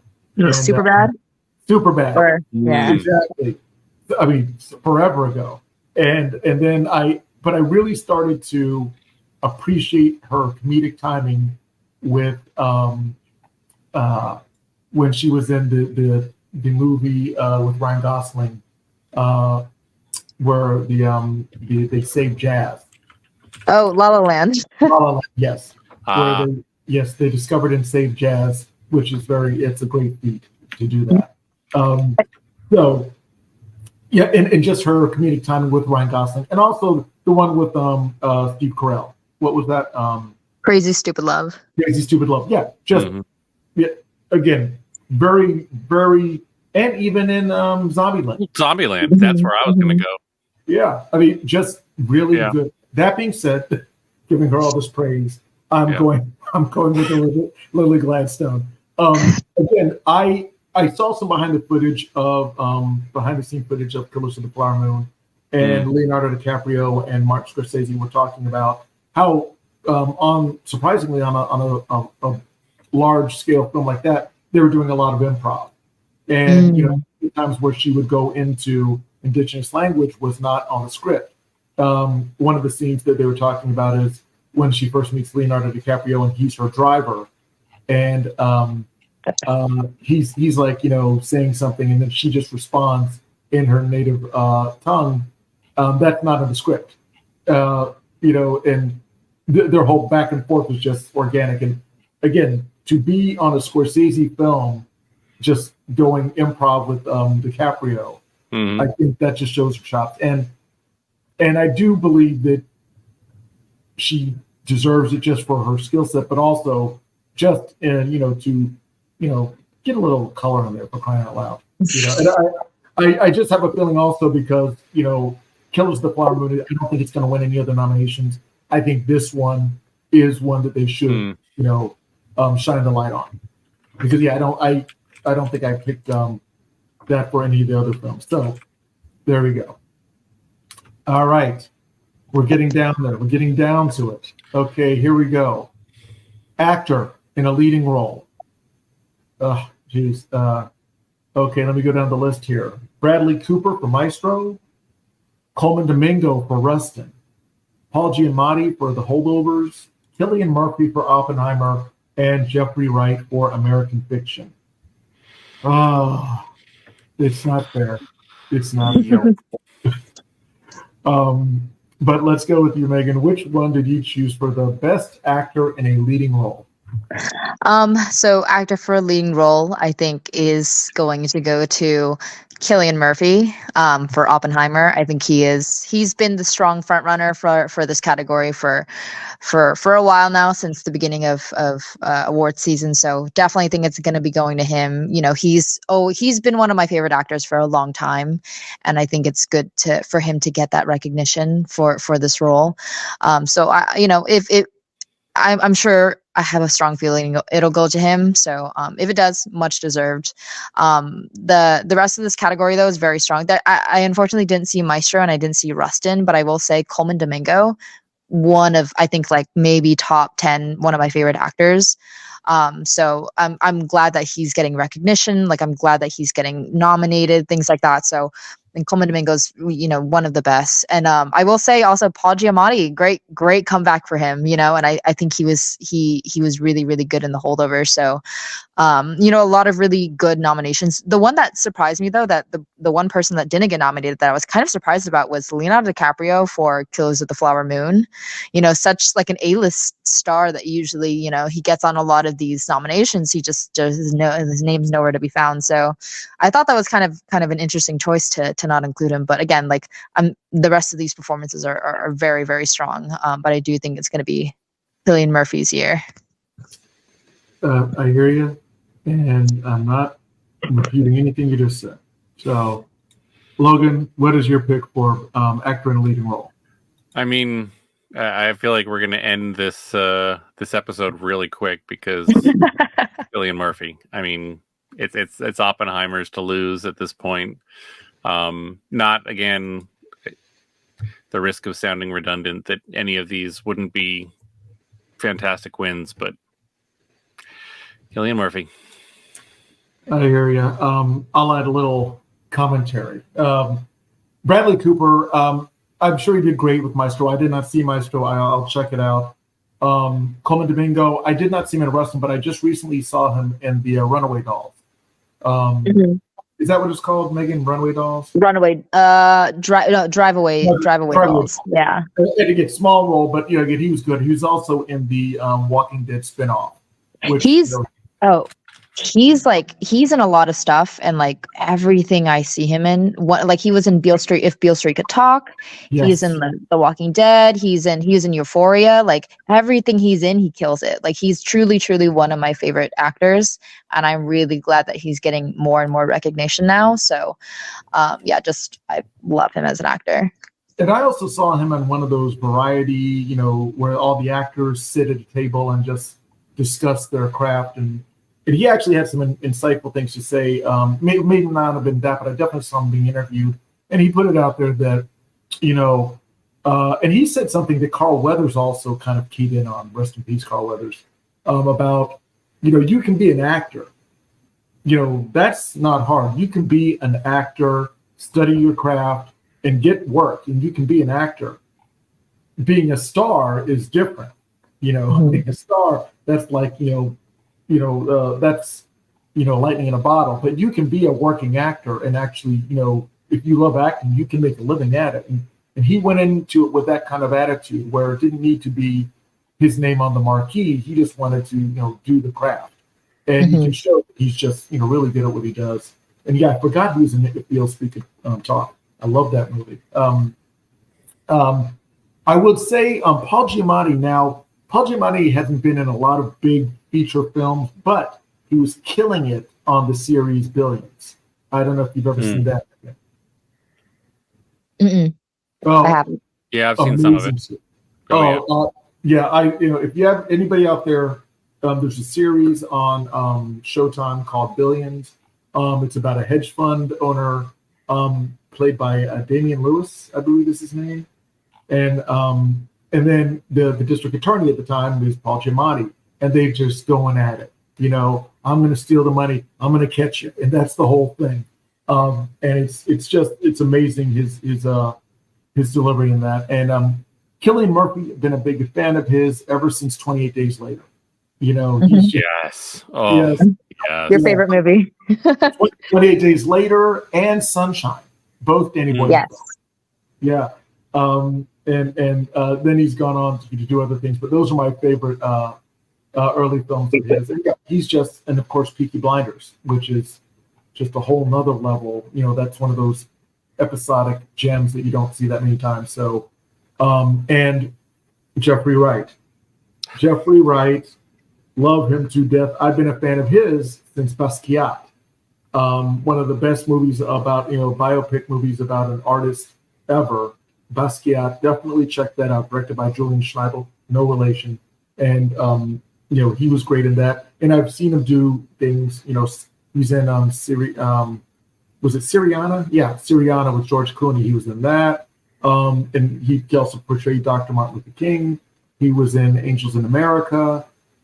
Just always done quality things. And luckily, I got to see him in Westworld, where he played an amazing, just subdued but cerebral character called Bernard. Loved him.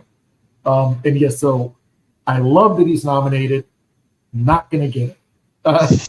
I could be wrong, but yeah, I think this is Cillian Murphy's year, and that's who I selected for the win on lead actor, Cillian Murphy.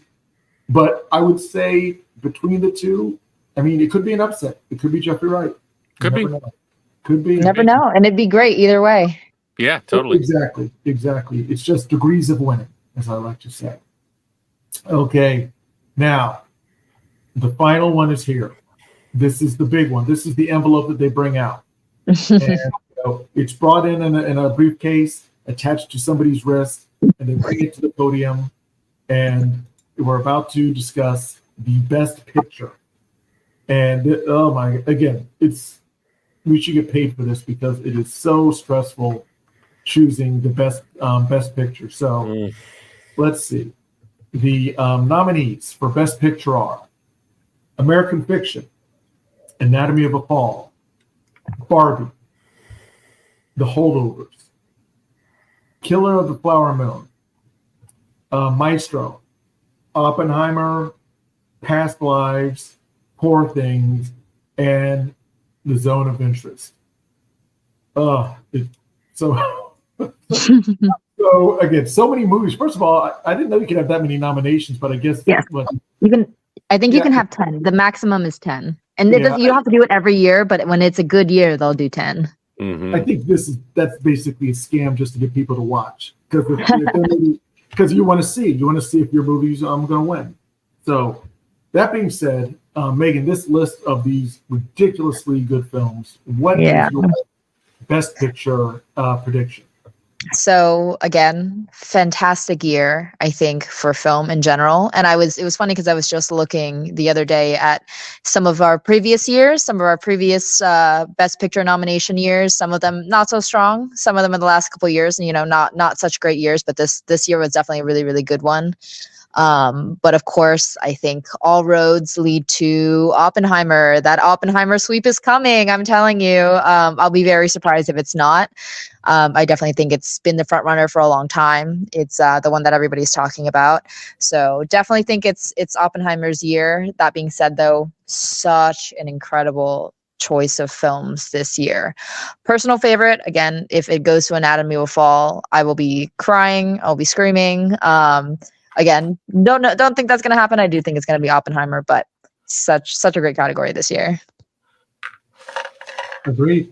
It's they're all winners, but only one gets the trophy. And because only one gets the trophy, Logan, which one are you picking? So again, not to draw this out, I think the difference I would say is that if Barbie got it, I would be jumping up and down. But pick is Oppenheimer because it's Oppenheimer. Yeah. Yep. Oppenheimer is getting the sweep, and yes, Yep. not to draw it too far out, but again, I just want to give a glancing praise to these films. American Fiction, such an important film to watch. Again, not just about a black guy who writes dumbed down content to be accepted by the masses. It's a story about family, generational loss, things like that. It's such a good film. Anatomy of a Fall, just a very smart and it's shot in Switzerland. Is that right, Megan? I think I'm not sure, but I think it takes so like because she's German, but it takes place in France. It's the French Alps. That's what it is. Yeah. And beautiful location. I mean. Yes. Yeah. And just going. The story is just amazing about I don't know if you call it a murder mystery, but it's definitely an interesting doubt. I definitely would describe it as.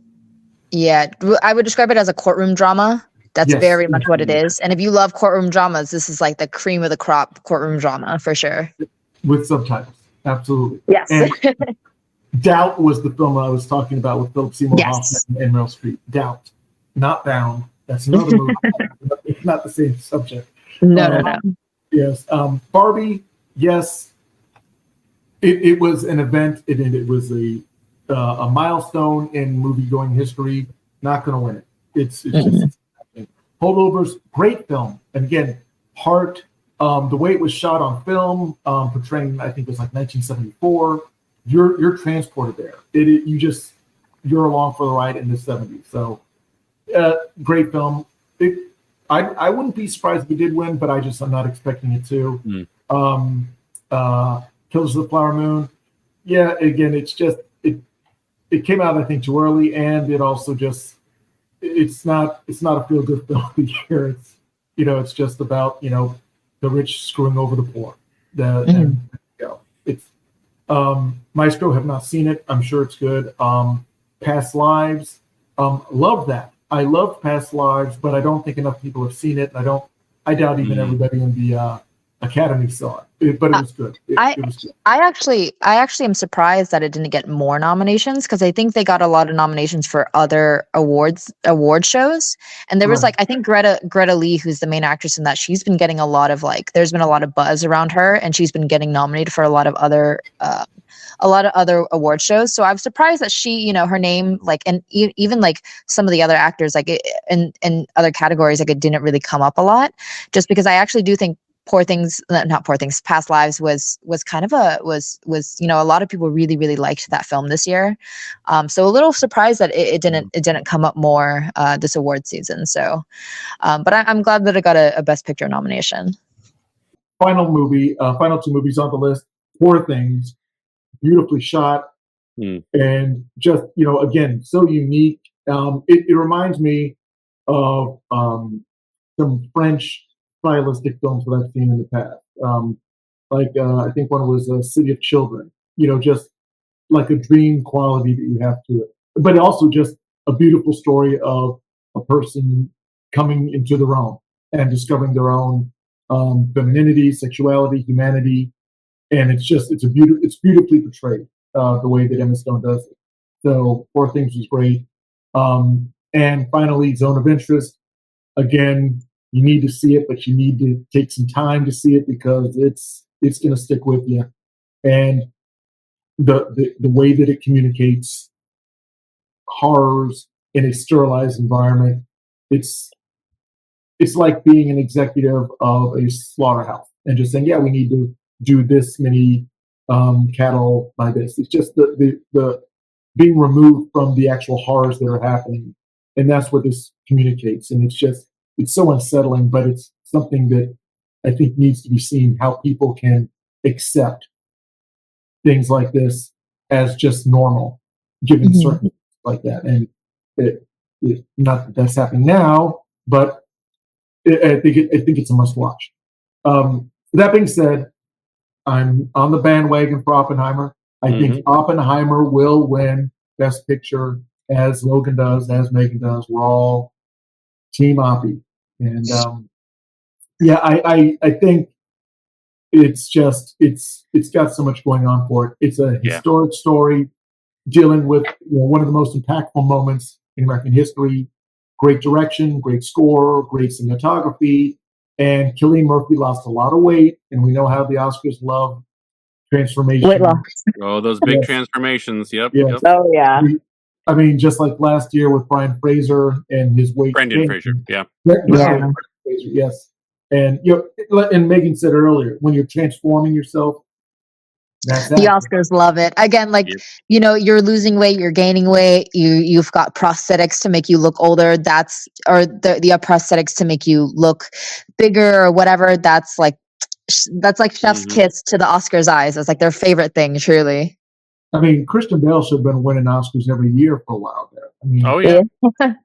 I mean, he did Dick Cheney, where he put on weight. He did Mechanic. The Mechanic was unsettling. Oh Yeah. that was unhealthy. Yeah. And he did The Fighter, where he's like so yeah. Anyway, Well, there's Bradley Cooper's Dark Horse nomination or win. Yeah, He's got the prosthetics. That is true. Yeah, and again, I'm not going to go down this, but I've been seeing him after that movie, and he still looks different. I don't know what it is. He just looks different to me for some reason. I don't know. But anyway, yes, I think skinny Cillian Murphy is going to win, and Oppenheimer, and again Robert Downey Jr. It's just amazing performances. Even what's his name? Who kind of went off the radar for a little while. Who was in Black Hawk Down. Tom Hardy? No. Him too, but no. In Oppenheimer. Gap in his teeth. Handsome, tall guy. There's so many. There's like so many actors in that movie. Because I'm trying to think. Let me see. Oppenheimer. Josh Hartnett, is that it? Yeah. Yeah. Wow. I pulled it. Look at that. Yeah, I mean, he's just showed up and ready to play. So yeah, again. Oh. And also Vision Quest. What's his name? Matthew Modine. Yeah, there was a lot of like Oppenheimer surprised me because there was a lot of like random cameos of celebrities. Like Rami Malek showed up, like Casey Affleck showed up. I was like, what's happening? Just all these people showing up. I was like, oh my God, there's so many faces in this. Yeah. But yeah, no, stacked cast really was. Casey Affleck was really good in that. I mean, just for that short point, he seemed very intimidating and very and I will say, like Casey Affleck, I don't know, because again, controversial. There's been a lot of talk around him again, just as a person, which I think is very valid. I do think I will say though, I think he's a very, very, very, very strong actor. Which again, like it's that conversation of like whether like he is a fantastic actor, but also like his personal life and who he is as a person. Like there's also that. So interesting conversation to have there, but he's always been somebody who's been very, very, very good as an actor. So I mean, separating the art from the artist is hard. Exactly, which is a hard thing. And again, like I don't, I don't really think that's a conversation for definitely for a different time. But yeah, so it's an episode. It's troubled actors, and do we still watch them? We can exactly, and it's a hard thing because how do you separate like somebody who is very talented from somebody who's in their personal life very, very problematic. So it's an interesting line to draw. Yeah, those Affleck boys. I don't know, but anyway, great stuff. We went down the entire list. We picked all the winners, and those are going to be the winners, guaranteed. No surprises. We got them. So anyway, Megan, thank you so much for being on the show with us, and Logan, thank you, and also want to give a big shout out to Big Damn Films, and projects that are coming down the pipeline. Cannot wait to see that. Anything? I'm sorry, I'm speaking for you guys. Anything that you want to say before we say goodbye to the lovely people watching on the interweb? No, I mean just watch all the socials and stuff. We got some announcements and stuff coming out soon, and hopefully this year we've had some delays because our the pictures the production company we've been working with, the main director has been dealing with Parkinson's. So Oh. we've had some delays that have kind of pushed our schedules back a little bit, but we're moving full steam ahead in 2024. Looking to put out 3 or 4 potentially films from his back catalog, and maybe start working on some stuff of our own. So a lot more to come this year. It's gonna be a big year. That is awesome. And again, wishing the best, for him, and hope he's doing well. Yeah. But no, and again, we'll be, we're waiting with eager eyes to see and speak about these upcoming productions. So good stuff. And Megan, I'm going to put you on blast because this is your birthday month. It is. Ooh. Yes. Now you never ask a woman her age, so I'll leave that alone. But yes, but it is fact you were born, and it happened during this month. So It did. Yes, it did. It is the end of this month. I'm very, very excited. I think, you never ask an age, but I think it's a good age to be, and I'm glad to be turning this age. So, yeah. And other than that, I would say, check out, if you can, check out your local Alamo Draft House. I don't know where you're watching this or listening to this from, but if you have an Alamo Draft House near you, definitely check it out. Pretty cool experience. They, once the Oscars, I think, come out and a lot of the nominations, like a lot of the winners start coming out, I think we might have a rerun again of Oscar winners, just because it always picks up interest right after. So definitely check out your local Alamos if there's one near you. absolutely. Go to where the movies are and enjoy cinema as you should. Yes. And again, I want to thank everybody for watching us. We love bringing this stuff to you, discussing movies, entertainment, video games, music, all the stuff that makes life worth living, besides family and friends, Anyway, thanks again for checking it out. Go and see the rest of the films that we've mentioned if you haven't seen them already, because there's just a lot of good stuff out there. This is a good year post-COVID to really enjoy these films. So, be sure to be good to one another, take care of yourselves, and as always, if it's worthwhile, it's worth binging.